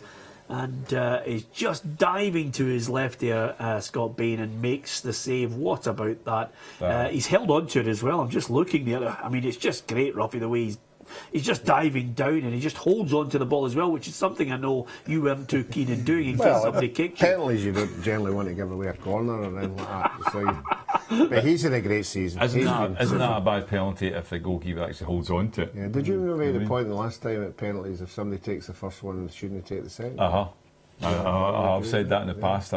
Some people have argued with me that, but I just think there's the chances of scoring twice are limited, and I think because you're always thinking, the player himself's thinking, will I go to the same side or will I change side? Yeah. And the goalkeeper's never under any pressure at penalty. It's always the player taking it. Do you know, it's funny. It's funny you saying that, Gordon. You know, and sometimes when you mention it, I agree with you. But I think if you're sitting there and it's a penalty and your midfielder is Pirlo, you just hand him the ball and say, "Look, I know this is the third penalty here. You take it again, man. You're bound to score." I mean, honestly. You know, though a funny thing, Peter, I've always noticed and see really big penalty shootouts like World Cup finals and things like that. It's always amazing the guys who miss. And Baggio. But remember Beckham missing Beckham, who was really good from the spot, missing that a big penalty. Yeah. You know, just down the years, I've just noticed Hibs have equalised. Ruffy, what about this day? This day's unbelievable. Not bad 10 minutes for St Mirren either. Falkirk have got 2-0 up as well. Yeah, what's that got to do with Hibs and St Mirren? I think it's a big goal. It's a big goal for Falkirk. It certainly is. That's a good point. That's a boost. St Mirren for a good 10 minutes scoring, and then seeing that Hibs now have got a goal. That's a big boost for St Mirren. Yeah, but as Lee Miller has got Falkirk's second of the afternoon, a guest in the studio here on the programme, Ruffy. A little sprinkling of gold dust once again. Yeah, you know, people who come into the studio score goals. Yep, but you'll be hoping you're sprinkling a wee bit more with Leanne being in yesterday, so they'll be hoping they can get that second one. You would think, you know, with the amount of time left, it'll be one-way traffic. Absolutely. Usually, there is a little bit of, I don't know what it is, maybe the studio, maybe just the programme. If someone comes on, they get a little bit of luck. On Monday's programme, we'll have Lee Wallace, Kenny Miller, Andy Halliday, Barry Mackay, and quite a few other Rangers players will be sitting here in the studio. 1-1 at the moment. Is there another goal in it? Gordon Smith put his neck on the line just to say that Rangers would get that goal, and he was proved to be 100% correct with that prediction. Well done to you, Gordon. A tremor. There was a tremor over that prediction. I don't know about you. I felt the studio move there. There was an absolute tremor over the result of that prediction. Oh, fantastic. Measuring Smithy's predictions now measured on the Richter scale. Yeah, absolutely. And I don't know if you've noticed, he's not making any other predictions right now. No, that's it. I think there's another goal in the Hibs game. I think there's another goal there, Robbie. Yeah, I think Stranraer will score quite soon as well. Yeah, they just did. Oh, have well done. I'm just waiting in the Rangers. I'm waiting in the Rangers goal. You know, if it's 89, 90, it's getting ridiculous at Ibrox. 83 after. Yeah. 83. I'll tell you more importantly, when you look at the way it's twisting and turning. Rangers will be looking to get the goal because they cannot, suddenly get a situation where Aberdeen, who are a goal up in Partick Thistle now, Gordon, suddenly that advantage. Oh yeah, I mean that's what I'm saying. Aberdeen could have gone ahead if Rangers had stayed at 1-0. Aberdeen winning today would have put them ahead of Rangers with a game in hand. So that game in hand, all of a sudden, if they could win that becomes that goes to 4 points of a difference. And Matt Warburton is always expressing the point. Well, we're second top, was as if to say they're quite clear second top, but they're not. It's very tight up there, and now that Hearts are on a run, Peter, you know, who's to say that the Rangers aren't going to be under pressure from two other teams fighting for second spot? Yeah, absolutely. Airdrie got a goal, 3-1 up now on Peterhead. Andy Ryan scoring the goal there. So Airdrieonians look as if they're going to get all 3 points. I was going to say it's a long journey back up to Peterhead, but not a lot of the players actually stayed in Peterhead. And now there's the manager. The manager's just going up to Broughty Ferry, which is probably the longest journey any of them will make. Yeah. Yeah, absolutely. We're keeping you up to date with all the goals. They hit the back of the net. Ruffy now realising that Hibs are level with Ayr United. St Mirren in front in the match against Dumbarton. I've been tipping, and I'm sticking by my prediction, Ruffy, that St Mirren will get out of it and get to at least a playoff match. Well, this would be the start, wouldn't it, Dumbarton? And obviously I think I've got Ayr United as well coming up. So these are games, you know, that they really need to start picking up points. And psychologically, when you keep getting 3 points, you know, everybody starts believing, as you do, that even that playoff place is possible. But they need to hang on to that one today. Yep, they absolutely do. And of course, I mentioned that yesterday we were talking to Leanne Dempster. She was on the programme just talking about the Hibs game plan, the master plan, and everything at the moment seems to be going according to plan. And this is what she had to say about the way things are going at Hibs. On target at the moment for the automatic promotion spot, but we're not taking anything for granted. But it's been a good time to be at the club, and I've certainly enjoyed it. And it's been a good season so far, a good season to date. But as we keep saying, or I keep saying to everybody in the club, we have to keep our feet firmly on the ground and just be focusing on the end goal for us, which is getting back to the Premier League. And the way it's looking at the moment, Dundee United will be thinking, oh, there was an opportunity that we had to try and close the gap on them. I think I'm with you. I thought Hibs would run away with it, Hugh. But I definitely think, we need a strong Hibs in the top flight. Oh yeah, and I think, I mean, as we know, Leanne was talking about, as we mentioned earlier, that's an equaliser for Inverness. Huge result to each, huge scoreline at the moment to each. Yeah, but she's talking about 15,000, or 14,500 at an Ayr United game. I think, and the other thing as well, even before they got up, one of the games of the season is surely going to be the Scottish Cup tie with Hearts. Yeah. Tansy scored for Inverness, Peter. But I really think that it'd be fantastic to have Hibs back up, that great support, a manager, Neil Lynn. I don't think they would have to splash out that much. I think they've got real quality in that team as well. We'd obviously want to bring in more. But there's good quality in that team and good experience in that team. They're Scottish Cup winners, so they beat all comers last year. So, yep, I'd be a great proponent of having Hibs in the Premiership. It's quite interesting though how things do turn around. I mean, before the game against Rangers, everybody was saying, Ian Cathro's pressure coming up, Rangers, then Motherwell away, then Hibs in the Cup. You know what I mean? That's what they said. And look at the two scorelines that he's had, 7-1, 4-1 and 3-0. Yep. They must be looking confidently now at the Hibs game, really. They must be thinking that we're on a run, we're the team who are going to go on this run. And it's amazing how things like that just turn around, isn't it, in the space of a few weeks? Yeah, absolutely. I mean, I think we discussed it, Ruffy, earlier this week about... Interrupt, that's Dumbarton equalised. It's incredible. 2-2. Ruffy, I mean, honestly, if you were involved, and we're not, because we're not what you would call gamblers, well, I certainly, I'm not a person who would gamble, a lot of money. If you're a spread bettor right now, you'd be cashing out quite regularly, because this is just incredible. Dumbarton equalise. Yeah, and but we've saw Dumbarton being able to, step up their game, when important games come along, and against bigger sides and St Mirren. I don't know whether it's the atmosphere down there or whatever it is, or lack of atmosphere, with just no stand at the faraway side. Maybe players find it hard to lift their game, but certainly that's a problem when you're looking for 3 points, and the manager will be standing at the side going, why are we not capable of seeing this game out? And the players that he's brought there should be able to do that. Yeah. Yeah, Lukaku's got his hat-trick for Everton. What a fantastic player he's been for Ronald Koeman, and all before him, Roberto Martinez as well. Aye, and that was a guy I remember as well, was discarded by Everton, you know, discarded by Chelsea, and I think that's going to prove an expensive mistake. Hull scoring to make it 2-0, as is Queen of the South beating Morton 2-0, both surprises, but I suggest that Hull would be more surprising than the Palmerston scoreline. But it goes back to that. Two things I've mentioned already. Naismith doing such a good job at Queen of the South, and that bottom of that league, of the Premier League in England, becoming absolutely fascinating. And incidentally, question mark or two about Klopp as well. He had a terrible run. Yeah, shocking run. I mean, losing that game today as well, by the looks of it. So he's in a really bad run, because Liverpool were right up there challenging in the top of the league at one point. Dare I suggest to you right now, we're in a situation where Leicester City were able to capitalise on the frailties of the big clubs last season. You're in a situation now where Niasse has scored to make it 2-0 to Hull.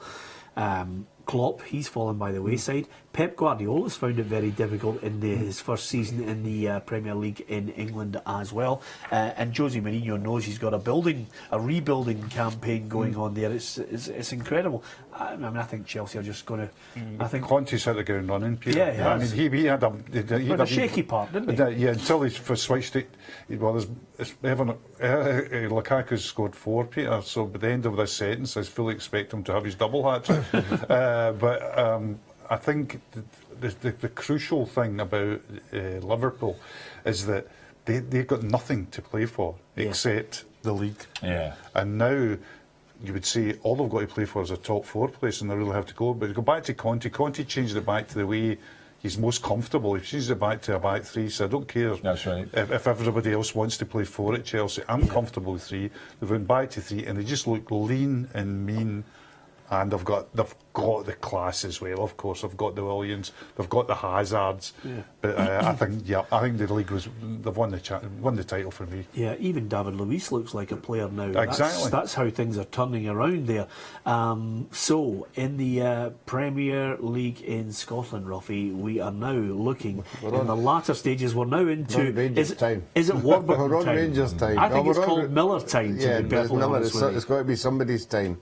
Because they've done it so often, and you can just, when we're sitting here, you can imagine it'll be wave after wave attack. You know, obviously Ross County will be under so much pressure to see out this game. They've come down, they'll be wanting to hang on, and Rangers will get chances the time remaining, and it just depends on who can come up with it. But you're right, if it stays that way, there will be boos at the end of it. A big factor would be in the other game, Inverness. If they were to get a winning goal today, that tightens things up at the bottom of the league. If they were to get a winner against Dundee. Yep, and Stranraer 3, Albion Rovers 0, so it's a fairly conclusive result there in the latter stages of that match. But is there a twist in the tail between Dumbarton and St Mirren? Is there a winner for Hibernian against Ayr United? Dundee United take on Wraith Rovers in the evening kick-off in Scotland. And down south, well, more than a few shocks. Hull City 2-0 up on Liverpool. Sunderland winning by 4-0 away at Crystal Palace. I know, and then an astonishing result. And again, it's kind of breathing life into the sort of twitching corpse that was Sunderland, you know. And I'm really pleased for David Moyes, because I really think he is a manager of substance. I think he's a manager that can do things. I think he went into Sunderland perhaps not with all due diligence, and was surprised about how maybe little resources he had.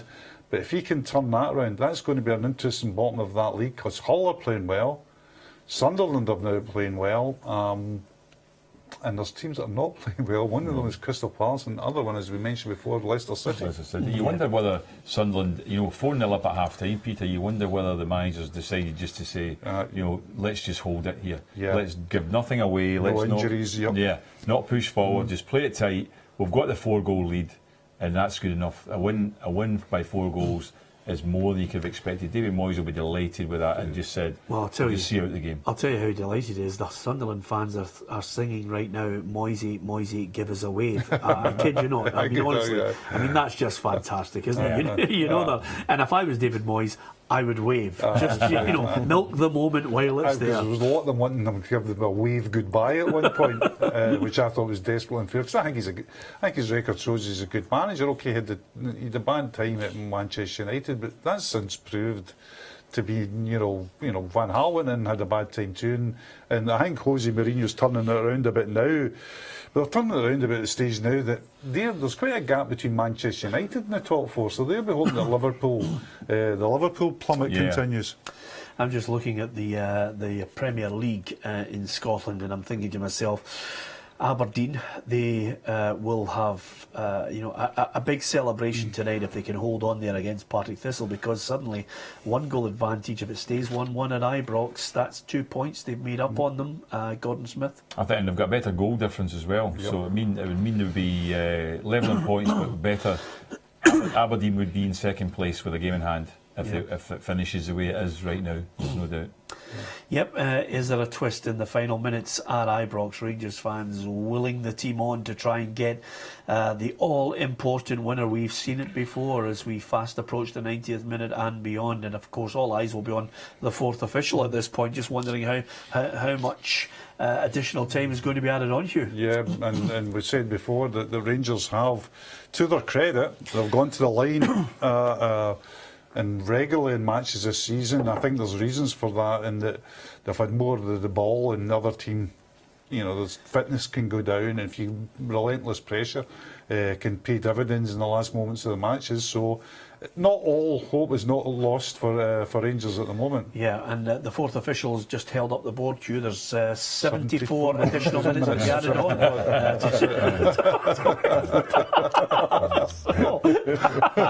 Still added on a day. Yeah. Gordon, you want to make a prediction off the back of that additional time? 74, that should be enough to get a goal. It's still 1-1 there, and I'm just wondering, Ruffy, if there is Dumbarton. Is there a goal there at Dumbarton, between Dumbarton and St Mirren? I mentioned at the start of the programme, nobody wants draws. Draws are no good. Draws are no good to Inverness or Dundee either. No, not any good to obviously Ayr and Hibs as well. But Falkirk look as if they're the team that's capitalising in the way it is now, and Queen of the South to a certain extent as well. But I still think, as we've sat here, and I can tell you, Ryan Christie has just scored for Aberdeen 2-0. He was going to run over to the Aberdeen fans, but then he remembered his tweet and decided not to. He's just waving to them from the middle of the pitch. But good. Hey, listen, that endears you to the fans, doesn't it? 2-0. And it's in many ways a strange move. I was saying, I felt they were now looking at Aberdeen being the second team in the league and being loaned a goal scorer and a very good player, the team that wants to win the league. Yeah. So it just shows you the golf in Scottish football. Alan and I both have great faith. I don't know how you feel about Christie, Gordon, but I really think he's a talent, and I think what he needs is games. He needs built up a wee bit because he's kind of gangly, and that's Falkirk's finished as well. Good result for them. So, but I think that's a good move for Ryan Christie. Yeah, and Everton 5, Bournemouth 3. Harry Arter getting a goal back for Bournemouth. It's good when you can go to a game and get 8 goals. That's called value for money. Interestingly enough, another little bit of news that came out over the last 24 hours was Hearts are going to reimburse Rangers fans who were locked out in midweek due to the fact that there was some, obviously, forgeries that allowed other Rangers fans into the ground that shouldn't have been there, and some fans have to be reimbursed. Full marks to Hearts, straight on it. There's your return. I would have thought the Rangers fans have been sending money to Hearts, thanking them for not letting them into to watch their team get beat for it. But yeah, to be serious, absolutely bang on. That's what you should be doing. Yeah. I think the whole of Gorgie Road, the residents there had Rangers scarves on. Yep. So this is going to be an interesting day, and the back page headlines tomorrow, Gordon. I think even with a draw against Ross County, it's just simply not good enough. Yeah, it'll be interesting to see. The performance will be a factor. It depends on the reaction he gets from the support. But Aberdeen getting a win, Aberdeen, a post-match press conference, somebody might have to actually say, you're not second anymore, because he's made that point so often. We're second place. They're not now. Yeah. Aberdeen are second on goal difference with a game in hand. So there's going to be critical times coming up for him, no doubt about that.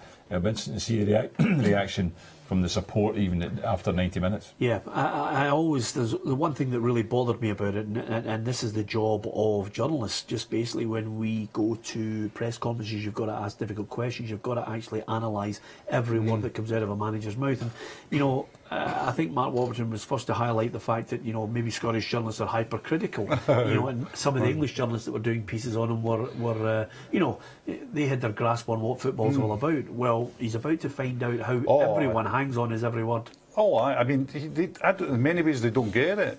I mean, I was actually amazed with Tony Mowbray, who'd been a Celtic captain, and he didn't quite get it. You know, this sort of.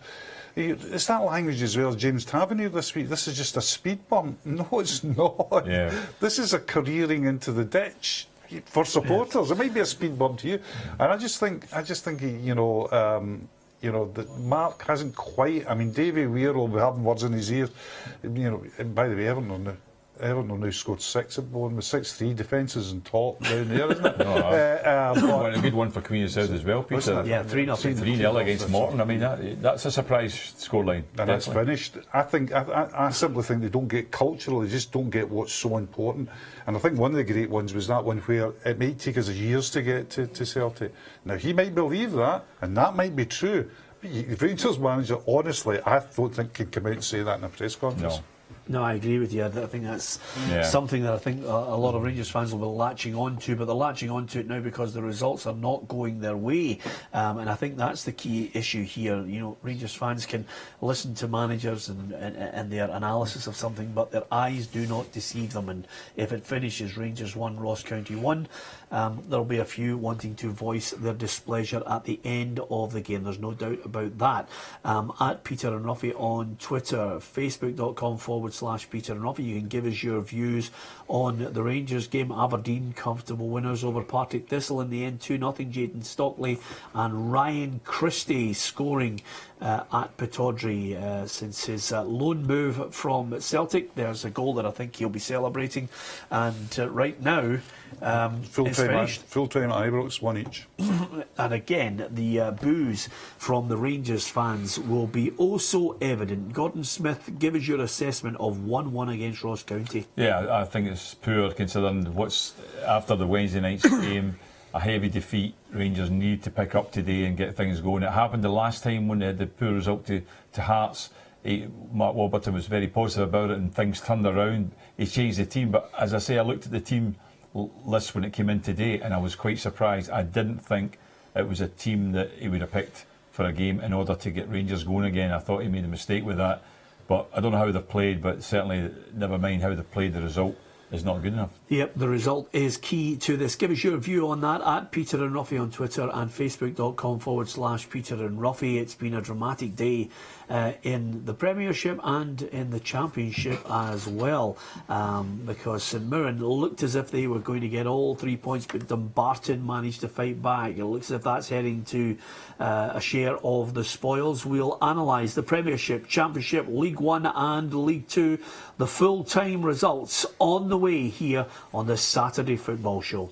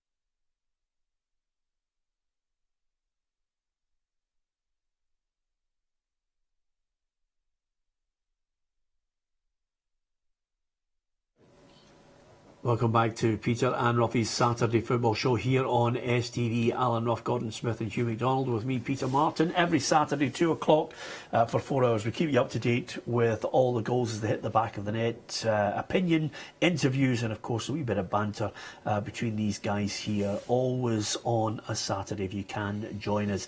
OK, let's look at the Premiership in Scotland for the full-time results.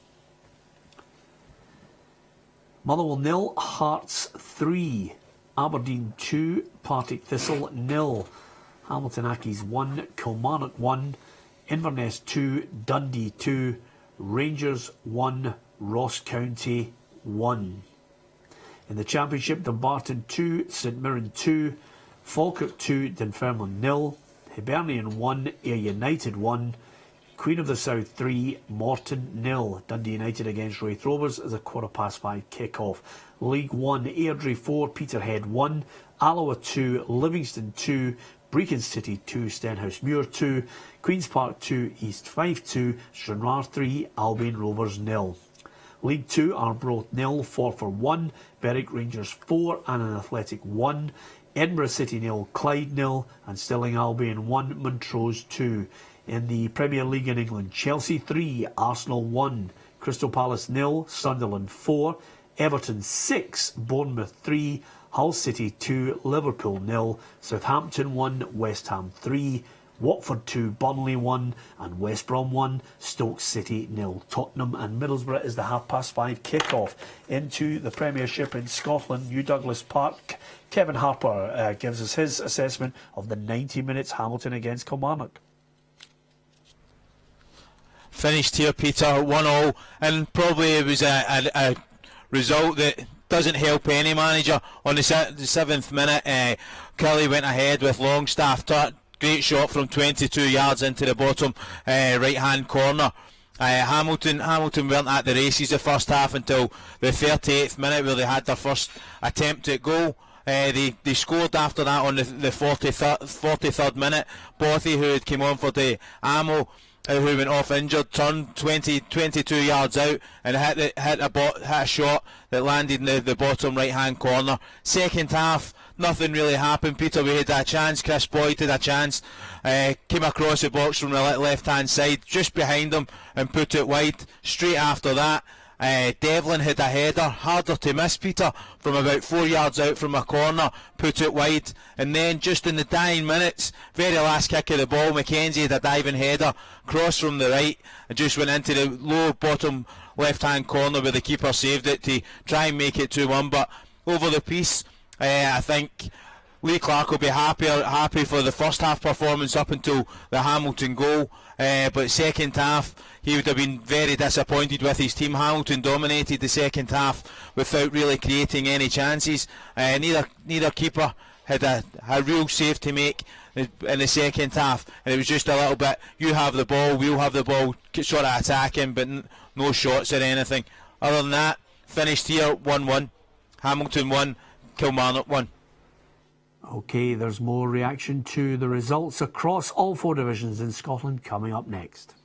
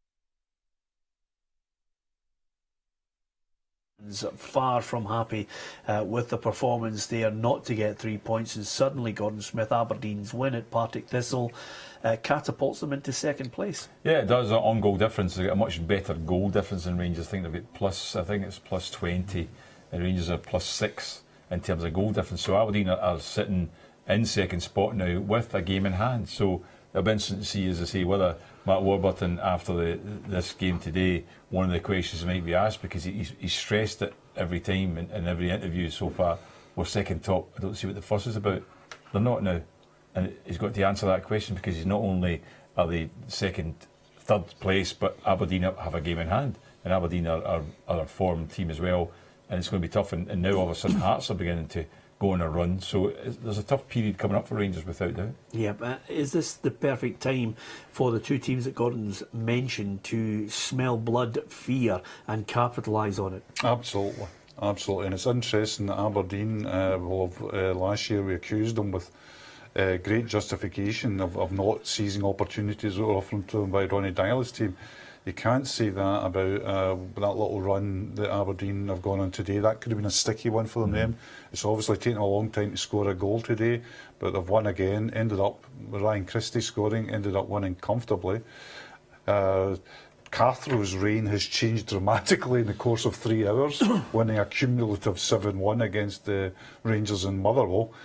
So yeah, they will all be smelling the break, Peter, and the blood, and they will be looking at Rangers as wounded and maybe vulnerable. That's another crank, a huge cranking of the pressure here on Rangers. And Morton next week is not a sunny interlude either, although they lost today.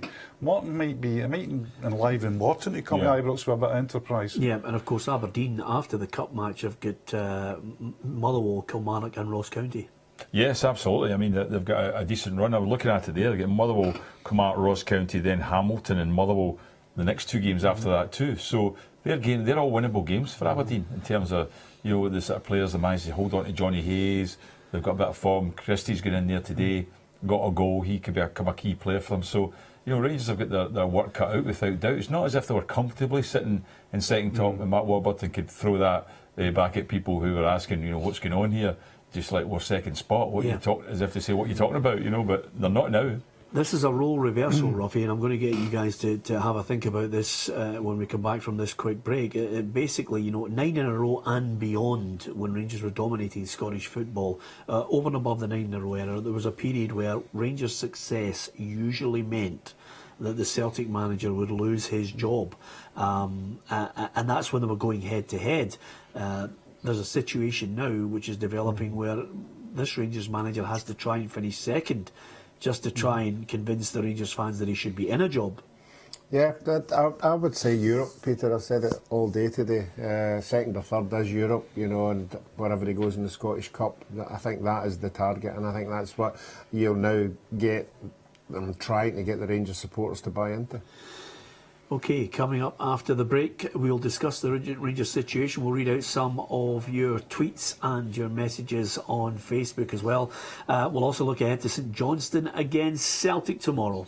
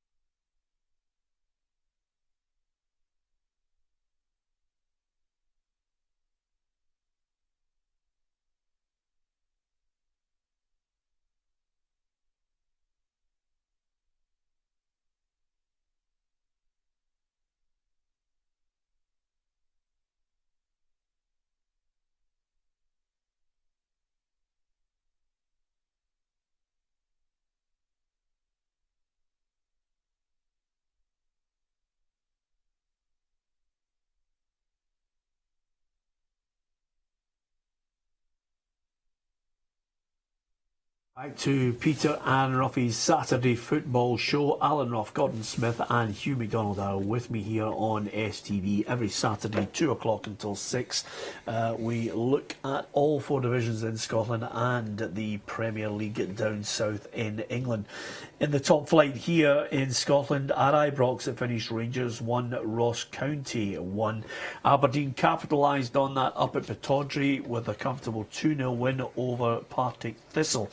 And at the bottom end of the league, well, a number of issues still to be resolved. Draws no good to Inverness, Dundee or Hamilton Kilmarnock, Gordon Smith. No, that's what I'm saying. It's almost kept everything the way it was before at the start of the day. We're thinking there could have been crucial games if Inverness had got a win, and if Kilmarnock had beaten Hamilton, then it would have been a really tight area down there. I was forecasting if those was the case, I was suggesting that it would be a 3-point gap between sort of Motherwell, who are sitting in 6th position, and the bottom. But at the moment, it's still a 6-point gap there between you look at Motherwell, as I say, who are 6th, and Inverness now sitting on 18 points at the bottom of the division. And I was checking there, Inverness have got hard games coming up. Looking at that thing today, that came in crucial points. I mean, he obviously had a go at his players during the week.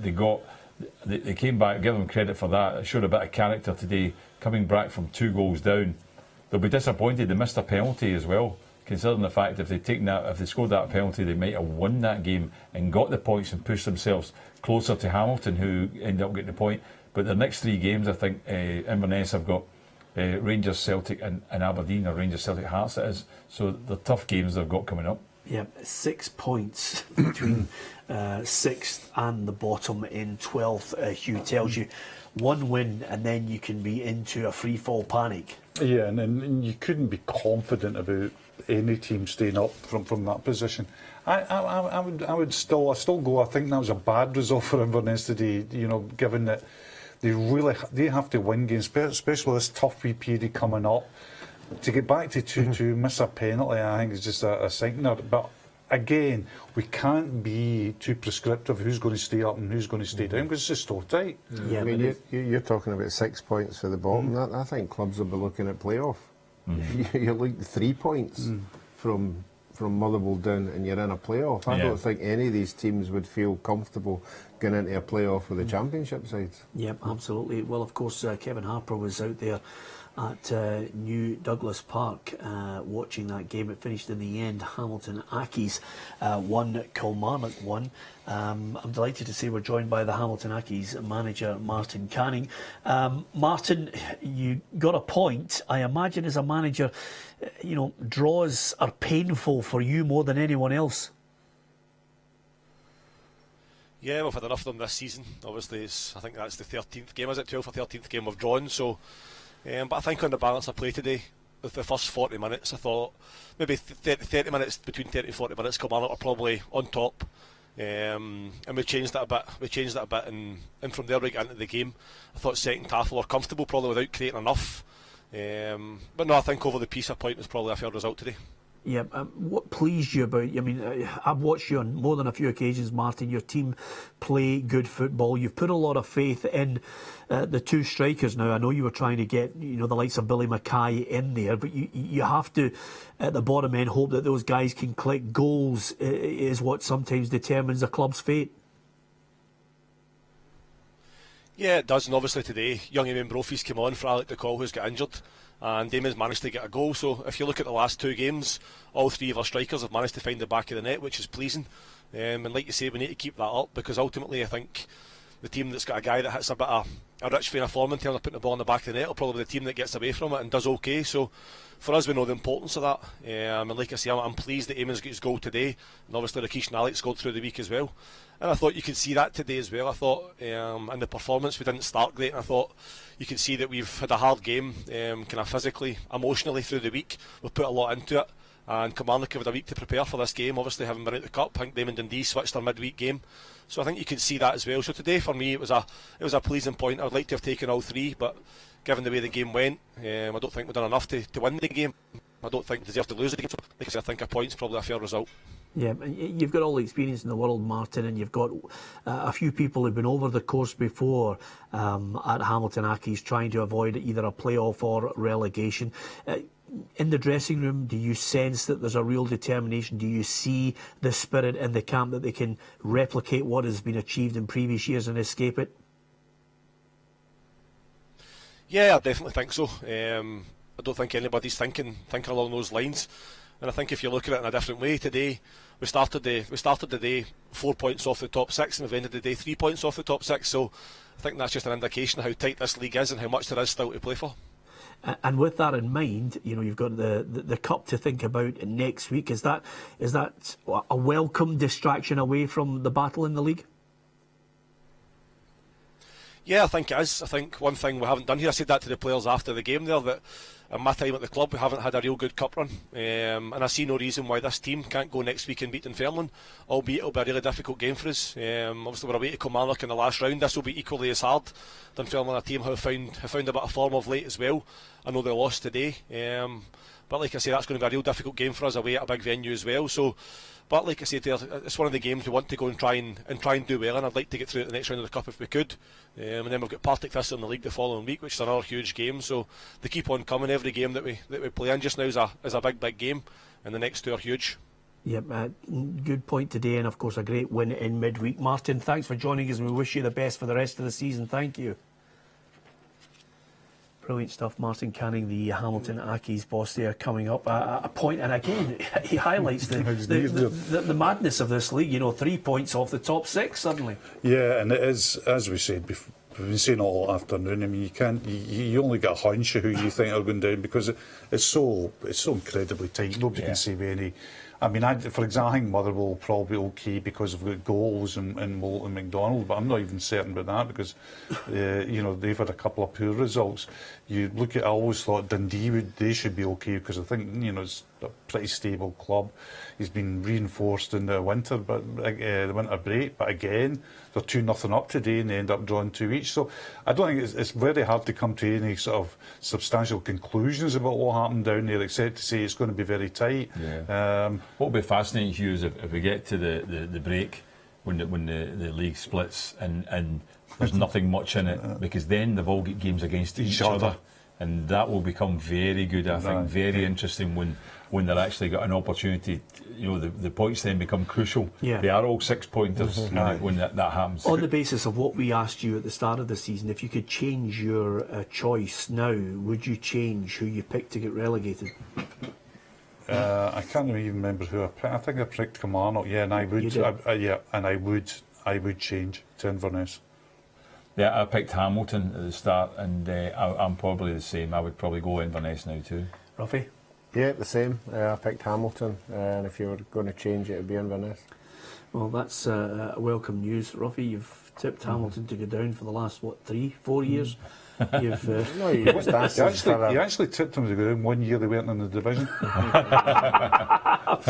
Absolutely, but no, I mean, it's just interesting to see if you would change your mind, you guys, because of the topsy-turvy nature of this and the unpredictability of it as well, I have to be honest with you. I was going to ask Gordon, because he might know better, and that shows you how crucial it is when it gets to that split, who gets the 3 home games and who gets the 2 home games. Yeah. And it might throw up another somebody. We got 2 last year, and you got 3. There's no doubt that it does cause a bit of distraction and a bit of mayhem, but the teams get very angry about it. Some of them don't, in terms of how the fixtures are divided up. But the league people say, it's a fair way, but this is the way it does. But it always does cause a bit of friction. Yeah, the back page headlines, I think, will be dominated by Rangers. There's no getting away from it. We'll look ahead to St Johnstone Celtic, which, in a strange sort of way, I mean, Tommy Wright will just be hoping for a good finish in the top 6. There's no doubt about that. But Celtic are so far ahead, which is painful for Rangers fans. But it becomes even more painful when you witness today. I mean, on Twitter at Peter and Roppy, some Rangers fans have said that Ross County's keeper Scott Fox was outstanding. Dave Cunningham says the manager's got to take the blame for these performances because he picks the team. And I think a number of people coming in say, some Paul Devine said, Dave King should take the blame for this. I mean, it's something we there's don't a know. scattergun approach coming up. Absolutely, Peter. But it's something we don't know. We did say about it. We're only looking at the score line, and Ross County are leading for a while. Rangers got an equaliser. We don't know the actual how the game's gone. We don't have the footage. Rangers could have been dominating it. The goalkeeper could be the star man. Certain aspects, but the reaction to is should Rangers be beating Ross County at home? Yes, and that after a bad result in midweek, a real hammering. That was the criticism came from that game. They then needed to turn that around and get things going again.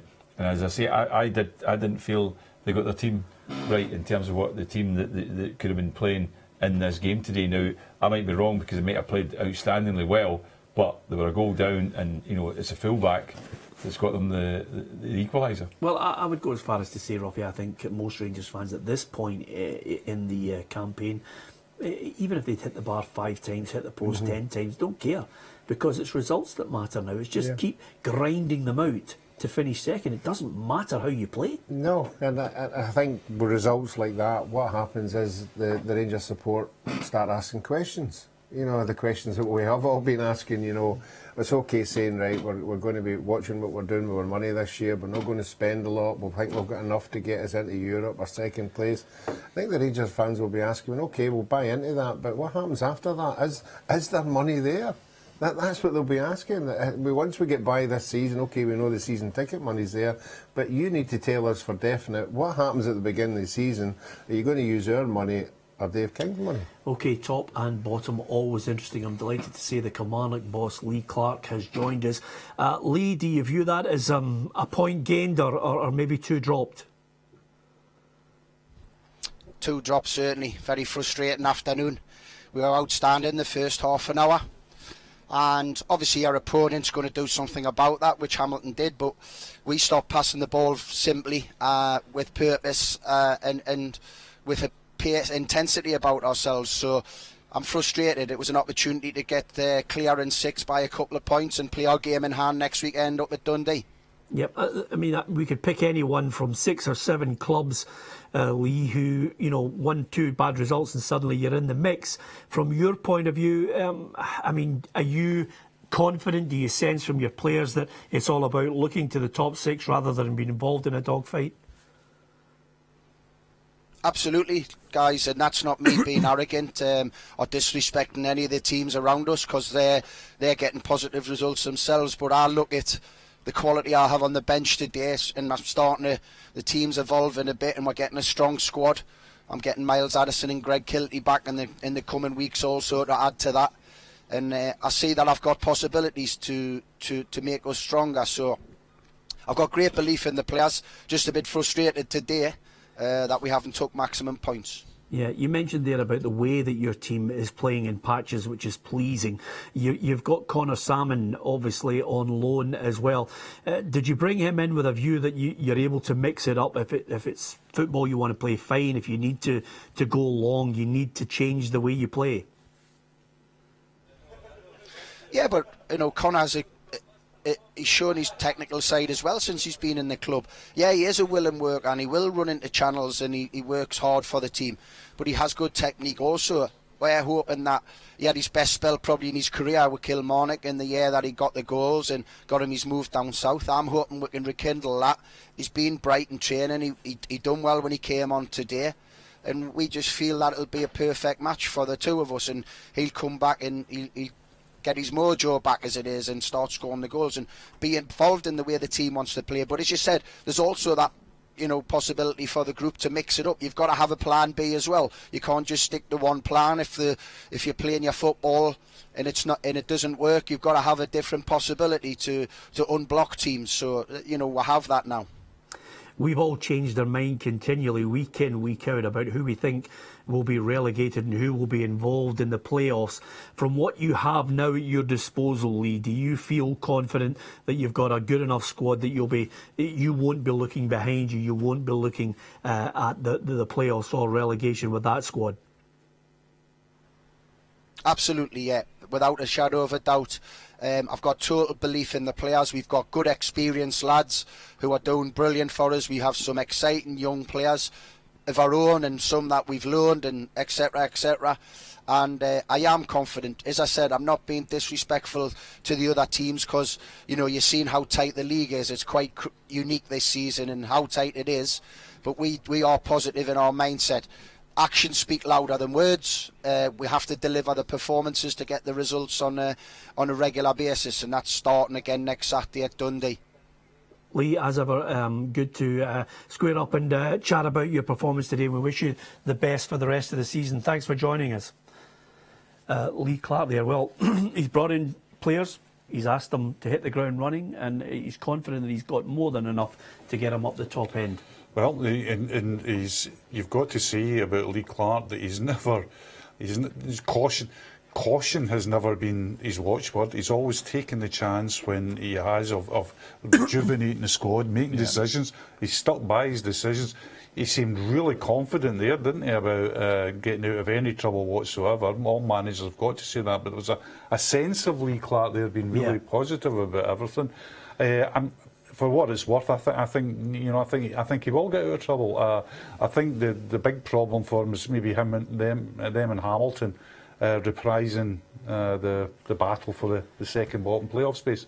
But it's so tight, and then it's going to even get even tighter once the split comes, when they're all armed with knives and cutting each other's throats. It's going to be very interesting. It'll be a big game in Dundee when they go up there, because I mean they're two teams with a game in hand, and they're down there together. I mean, there's 1 point separating them, so whoever wins that game, it's a crucial result. As I say, they're all 6-pointers at this stage of the season going forward. He's a very positive person there.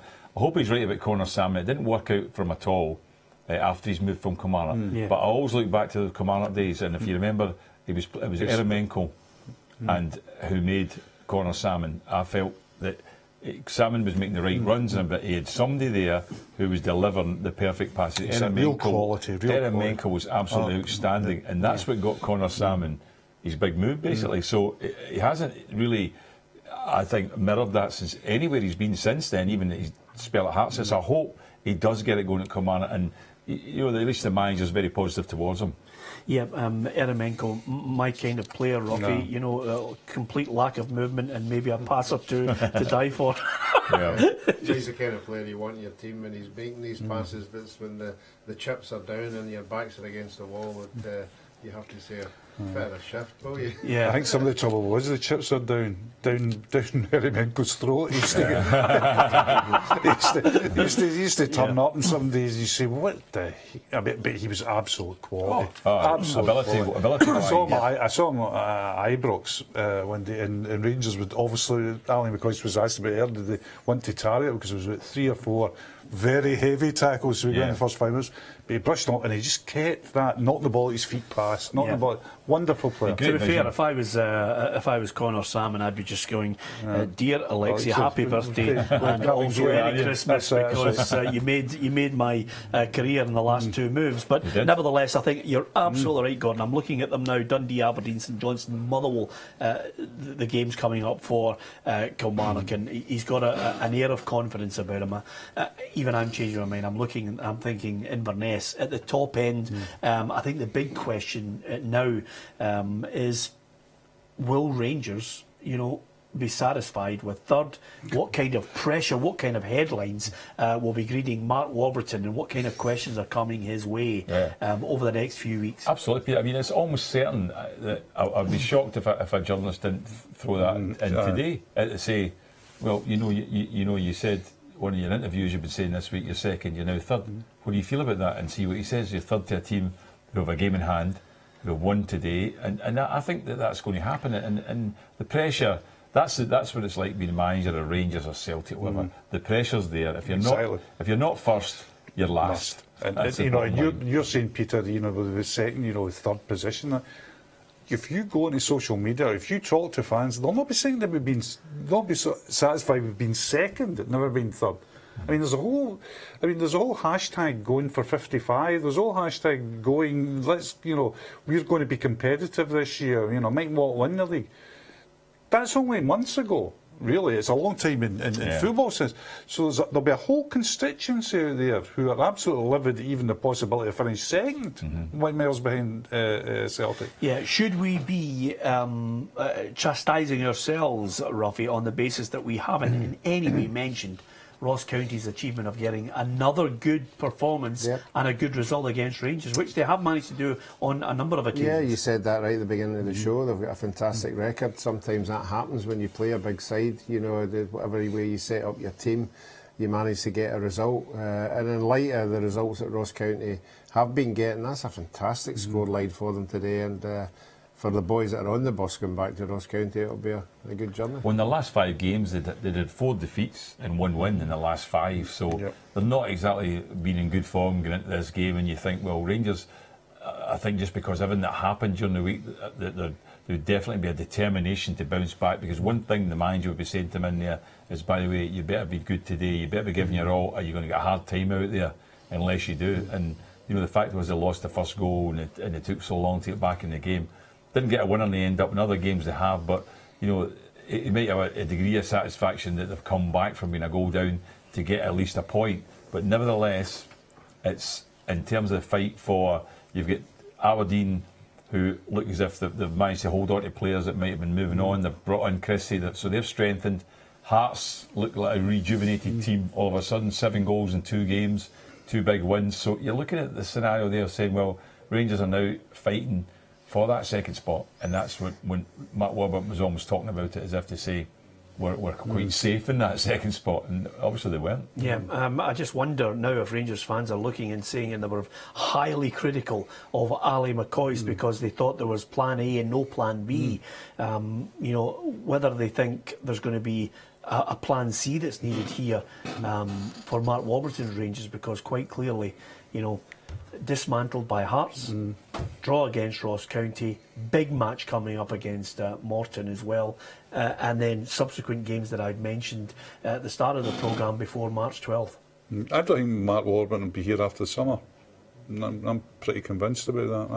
I think now what you're talking about is the end game, how in some way you manufacture the end game, or he's not going to walk away, I don't think, and quite frankly I think he'd be mad to do so if you're on a very good wage in football, and it's a very uncertain business, but I can't see a series of circumstances that keep him in a job beyond the summer. And I think the two crucial things about it, obviously results on the park, fine. But the crucial thing is what off the park, how the directors at the moment are disposed towards him. And at best, we know there's a split. And then how the fans are disposed towards him. Because what we do know from watching the pictures coming in from Ibrox, albeit stills or whatever, is there's empty seats there. The attendance was given as 40-odd thousand, but it's obviously one of those taken in season. So there's obviously empty seats there already. So you go back to that point. You're going to have to go to supporters to renew season tickets. What do you go with? I think it's, and my own personal view is I don't think he'll be in Scotland next season. The supporters fall into 3 categories, in my opinion. There's the ones who think that, you know, he's not good enough, he should go. There's the ones that blame the directors, like say even Dave King, for what's happening. It's not his fault. It's you know, that things aren't going right. And the other third category are the ones who just think he's the right man for the job and he should stay and should be supported by everyone. So those are the 3 categories. And there's more going down the category now of he's not good enough than there were like a year ago, last year, when obviously things were going great and they come into the Premier League. There's a lot more going down the category now thinking he hasn't got it. But there are still a number there who do feel that he's if he had the right backing within the club, he would be doing better. Yeah, well, that's the story of many a manager, you know, right across the entire division, you know, who can look back. I mean, I think Celtic fans will look back and say, listen, if Fergus McCann had dug deep and given Tommy Burns the players that he requested, it could have been also different for Tommy Burns as a manager for a long period of time. That was my point initially when the plaudits were coming thick and fast for Mark Warburton in the Championship. You know, I said on this show on a number of occasions, it matters not a jot. This part is where you earn your bread and butter, you earn your plaudits and your credibility on the CV, and you can spin it any way you want. There are a number of signings, and I look at this Rangers team: Foderingham, Tavernier, Hill. Senderos comes back in after the debacle of midweek. Holt, Terrell, Heinemann, Mackay, Garner and Miller. Garner, not a goal scorer, people singing songs about him as if, you know, this is some kind of, you know, super Rangers player. A Rangers player who can't score goals. I've never encountered one who stays in the team. And over and above that, you've got Waghorn, Forrester, Wilson, Halliday, Hodgson and Dodu. A lot of these players, Mark Warburton signed them on the basis that they were going to become... Was Kiernan not on the bench? Was Kiernan injured? Kiernan wasn't in the bench. So he must be injured then, I think. Might be injured, yeah. I assume. Well, if he's not injured, he's been dropped completely out of the squad. Yeah, I'm surprised at that. Well, are you surprised? Are you surprised if he was dropped out of the squad because the first goal? Yeah, I know, but he against has a first choice player normally goes on the bench rather than right out of the squad. Especially if you've got an injury to one of the centre halves early on. Yes. I just think I don't think he's the beat. I don't think Rob Kiernan is. That's your fault. No. If it was all not making, I mean, the point that you're making is there's a squad that he has assembled, and is there unalloyed success in it? No, there's not one guy that he's brought in where you could say, well, at least this one's worked out. Yes. It's just not happened. And the other thing is, again, is you and I, Peter, and we're all sitting here, we've all been brought up in the Rangers Celtic culture. No matter who you support, that's the culture you're brought up in. And the idea that a Rangers manager can sit at a press conference, again going back to it and say, do you know what, it might be years away from Celtic, right? Yeah. That you don't understand the culture if you say that. I'm going to cut Ali McCoy some slack here on this one. I went into a press conference with Ali McCoy. He came into the press conference at a time when Rangers were trying to get out of the division, which they ultimately failed in doing so. And I asked him if second would be acceptable, and he said, I would take second, and he got slaughtered for it because second was not acceptable to Rangers fans. It's not acceptable then. It's not acceptable now. I wonder, Ruffy, if the Rangers fans will now be... I thought there was a seismic shift after Hearts. Do you think in the next 24 hours they'll be saying it's time to go? I think some will, obviously. There are supporters out there who'll be like that. But I always believe that, and Gordon's been there, you have a target at the beginning of the season and you sit around the table with the board of directors as a manager, and the manager says to the board of directors, what is my brief here? What do you want me to achieve? And it depends what they've asked him to achieve. If they're saying to him, right, we're limited money, we might give you some cash to buy something, but we want you just to get into Europe, second place, you can't hang on to Celtic because they're so far away. A good cup run, and that's his brief, and that's what he's got to deliver. You know, and until he doesn't deliver all that, the board have to be culpable of what he made his targets. But there will be supporters who'll go crazy. I mean, that's the way that they are. They will not accept anything that's second best. Same question to you, Gordon Smith. Yeah, I think Ruffy's right in that respect. Depends what the target is. Now, they might be getting judged. They might be saying, you've got to be second, that's it. So that's the pressure that's on him, not to challenge Celtic. They probably maybe didn't realise Celtic were going to be so far in front, but they probably assumed that Celtic would be ahead in terms of the squad, the finances and all that. Said, OK, you're going to take a time to catch up with Celtic.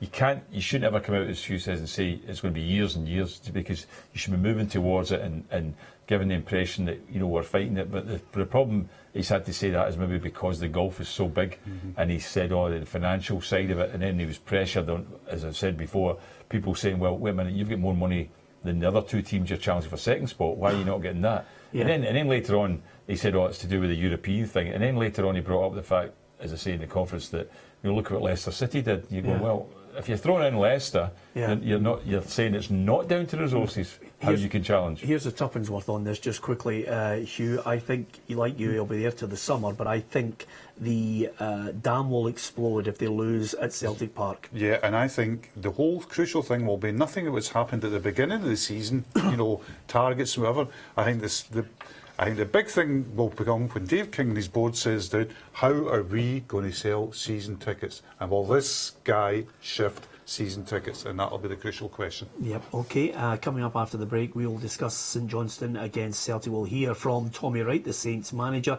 We'll also hear from Kieran Tierney. It's been a long journey back, 3 months out injured. But the young Celtic favourite, is back. It looks as if he's never been away. So we'll hear from Kieran Tierney as well. Join us after the break and we'll give you all the full-time results once more.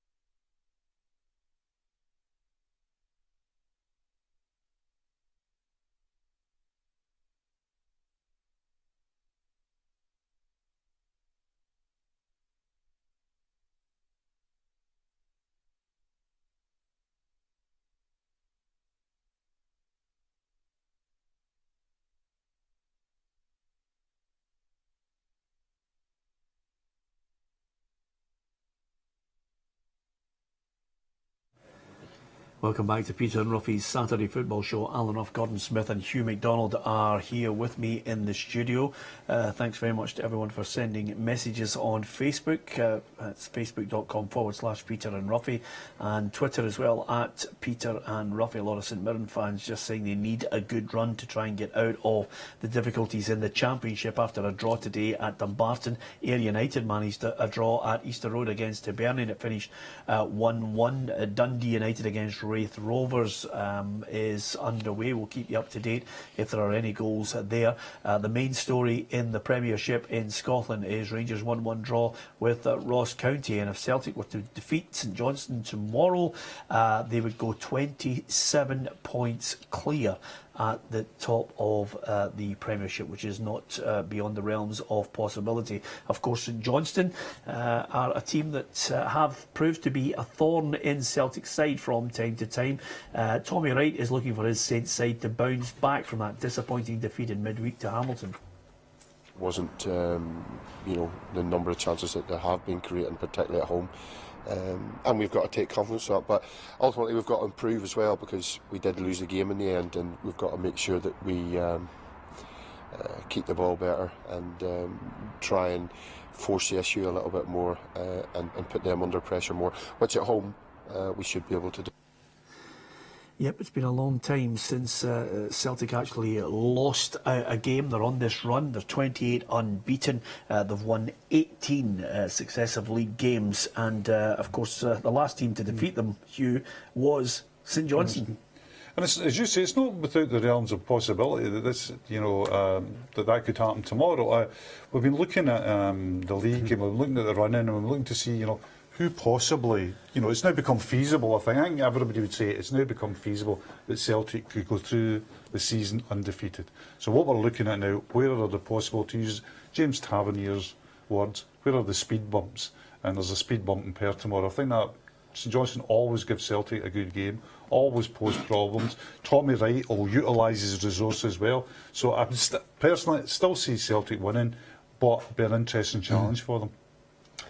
Yeah, I think St Johnstone have got a tremendous incentive if they were to do as Hugh suggests. They would only be 6 points behind Rangers, on the same points as Hearts as well. So I mean, the players and the manager will be obviously emphasising that they have the run that they've had recently, and if they beat Celtic, why would they not be capable enough to go on and get that 4th place?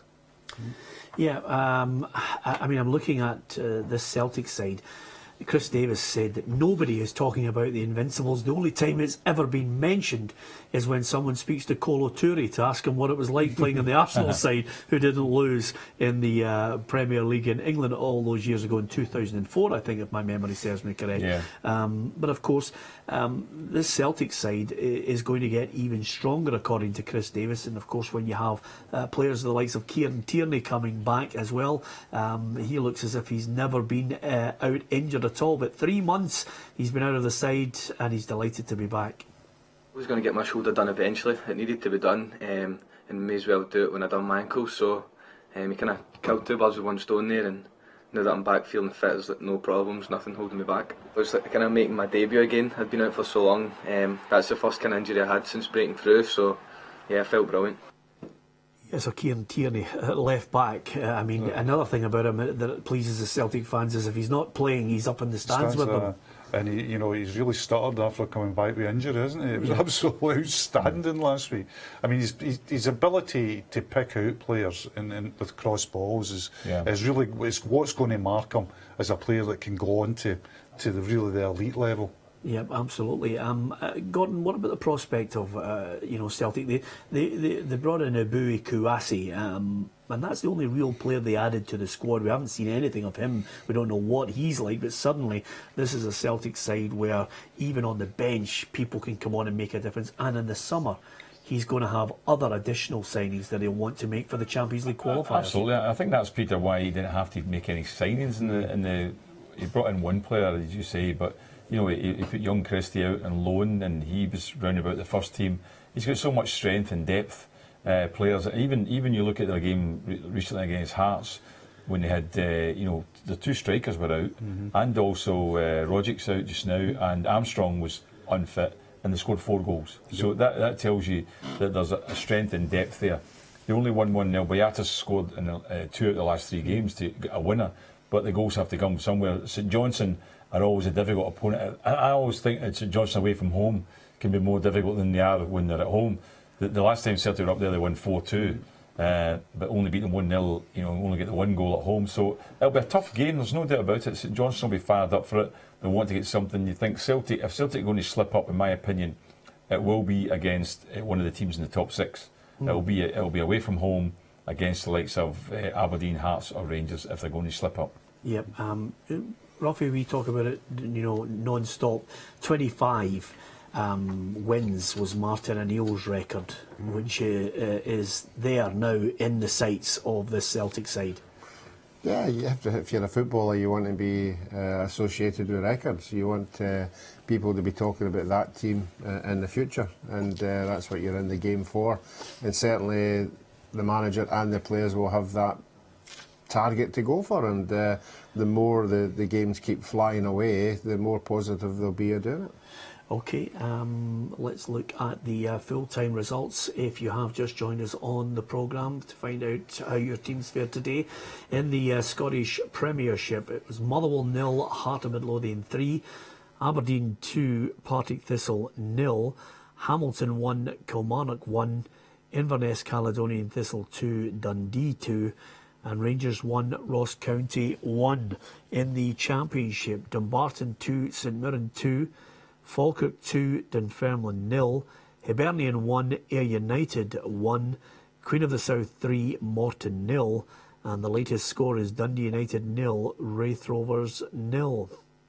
In League 1, it's Airdrieonians 4, Peterhead 1, Alloa 2, Livingston 2, Brecon City 2, Stenhousemuir 2, Queen's Park 2, East Fife 2, and Stranraer 3, Albion Rovers 0.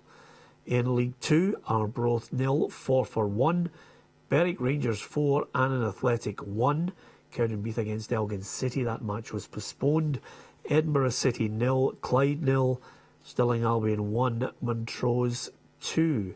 And the Premier League in England, Chelsea 3, Arsenal 1, Crystal Palace 0, Sunderland 4, Everton 6, Bournemouth 3, Hull City 2, Liverpool 0, Southampton 1, West Ham 3, Watford 2, Burnley 1, West Brom 1, Stoke City 0. Tottenham against Middlesbrough has kicked off. The latest score there is 0-0. That's how it looks across all the divisions in Scotland. The main talking point will undoubtedly be at Ibrox. Alex Schalk gave Ross County the lead. And then it was Lee Wallace who had to lead by example for Rangers to get the equalising goal on a very difficult day for Rangers at Ibrox, Ruffy. Yep, and I'm sure you'll be right. You know, we'll be hearing about it tomorrow. And you know, when results like that appear its head, other things appear as well. There'll be things, you know, that people will be trying to keep quiet, and they'll be thrown out there. So it's going to be a rough ride until the cup game next week, and then it's another home game, and they'll expect to win that one. I don't think at this moment Mark Warburton will be happy with the team. First half wasn't good. Second half, he got a response to get a point. He wanted more. But I think a number of players will really be under the microscope. And again, Scottish Cup brings its own pressures, Hugh McDonald. Absolutely. I mean, what's going to happen is next Saturday now is, you know, quite frankly, without hyperbole, is going to be the most important 90 minutes of Mark Warburton's career. And it's going to be a home game against Morton. And if you'd said that at the beginning of the season, people would laugh at you. But he must win next week. As simple as that. Nothing to do with performances, nothing to do with systems or lineups or team selection.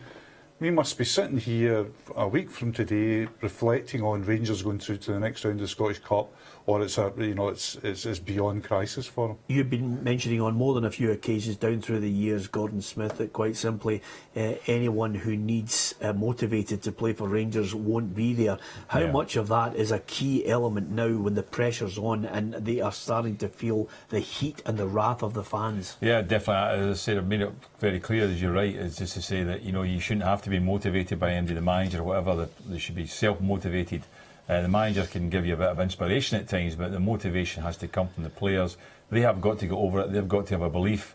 Morton, a bad result for them today, losing 3-0. That was a bit of a surprise. Queen South have turned things around, but you just wonder whether Jim Duffy, I don't know whether he went full strength or whether the players had in their mind the game at Ibrox next week. Maybe they weren't concentrating enough on their game today because they're looking forward to the game at Ibrox, which will be a big game. They maybe feel they've got a chance going there. But I would imagine Morton will be up for it. When they go to Ibrox, they'll be totally lifted as opposed to going down to playing Dumfries against Queen of South. It's not quite the same. No disrespect to Queen of South, but when you play in a cup match, a division up, either Celtic Park or Ibrox, the players get a tremendous lift from it. Here's a question before we leave tonight, Ruffy. Do you think Rangers will finish second? No, I don't. I've said Aberdeen all along. I think they'll finish third.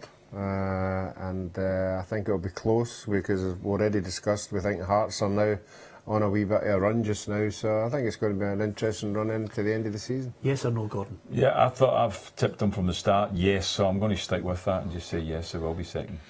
I'm the same as Gordon. I've told the start to say yes, but it's a very, very shaky yes at the moment, Peter. A shaky yes. Okay, I tipped Hearts to finish second. If Hearts do indeed finish second, I'll be buying laptops for everybody here, and we'll be studying how to get our badges and become coaches. It's as simple as that, because he'll be the light, the way, and the truth. It's been a good week for Hearts. A win against Rangers in midweek, and of course a good win for them at Fir Park today against Motherwell. All is rosy in the Tynecastle Garden, and Ian Cathro can enjoy his night tonight. As for Mark Warburton, it's going to be a difficult weekend as the whole stadium collapses here along with Rangers in their match. Thanks for watching. Good night.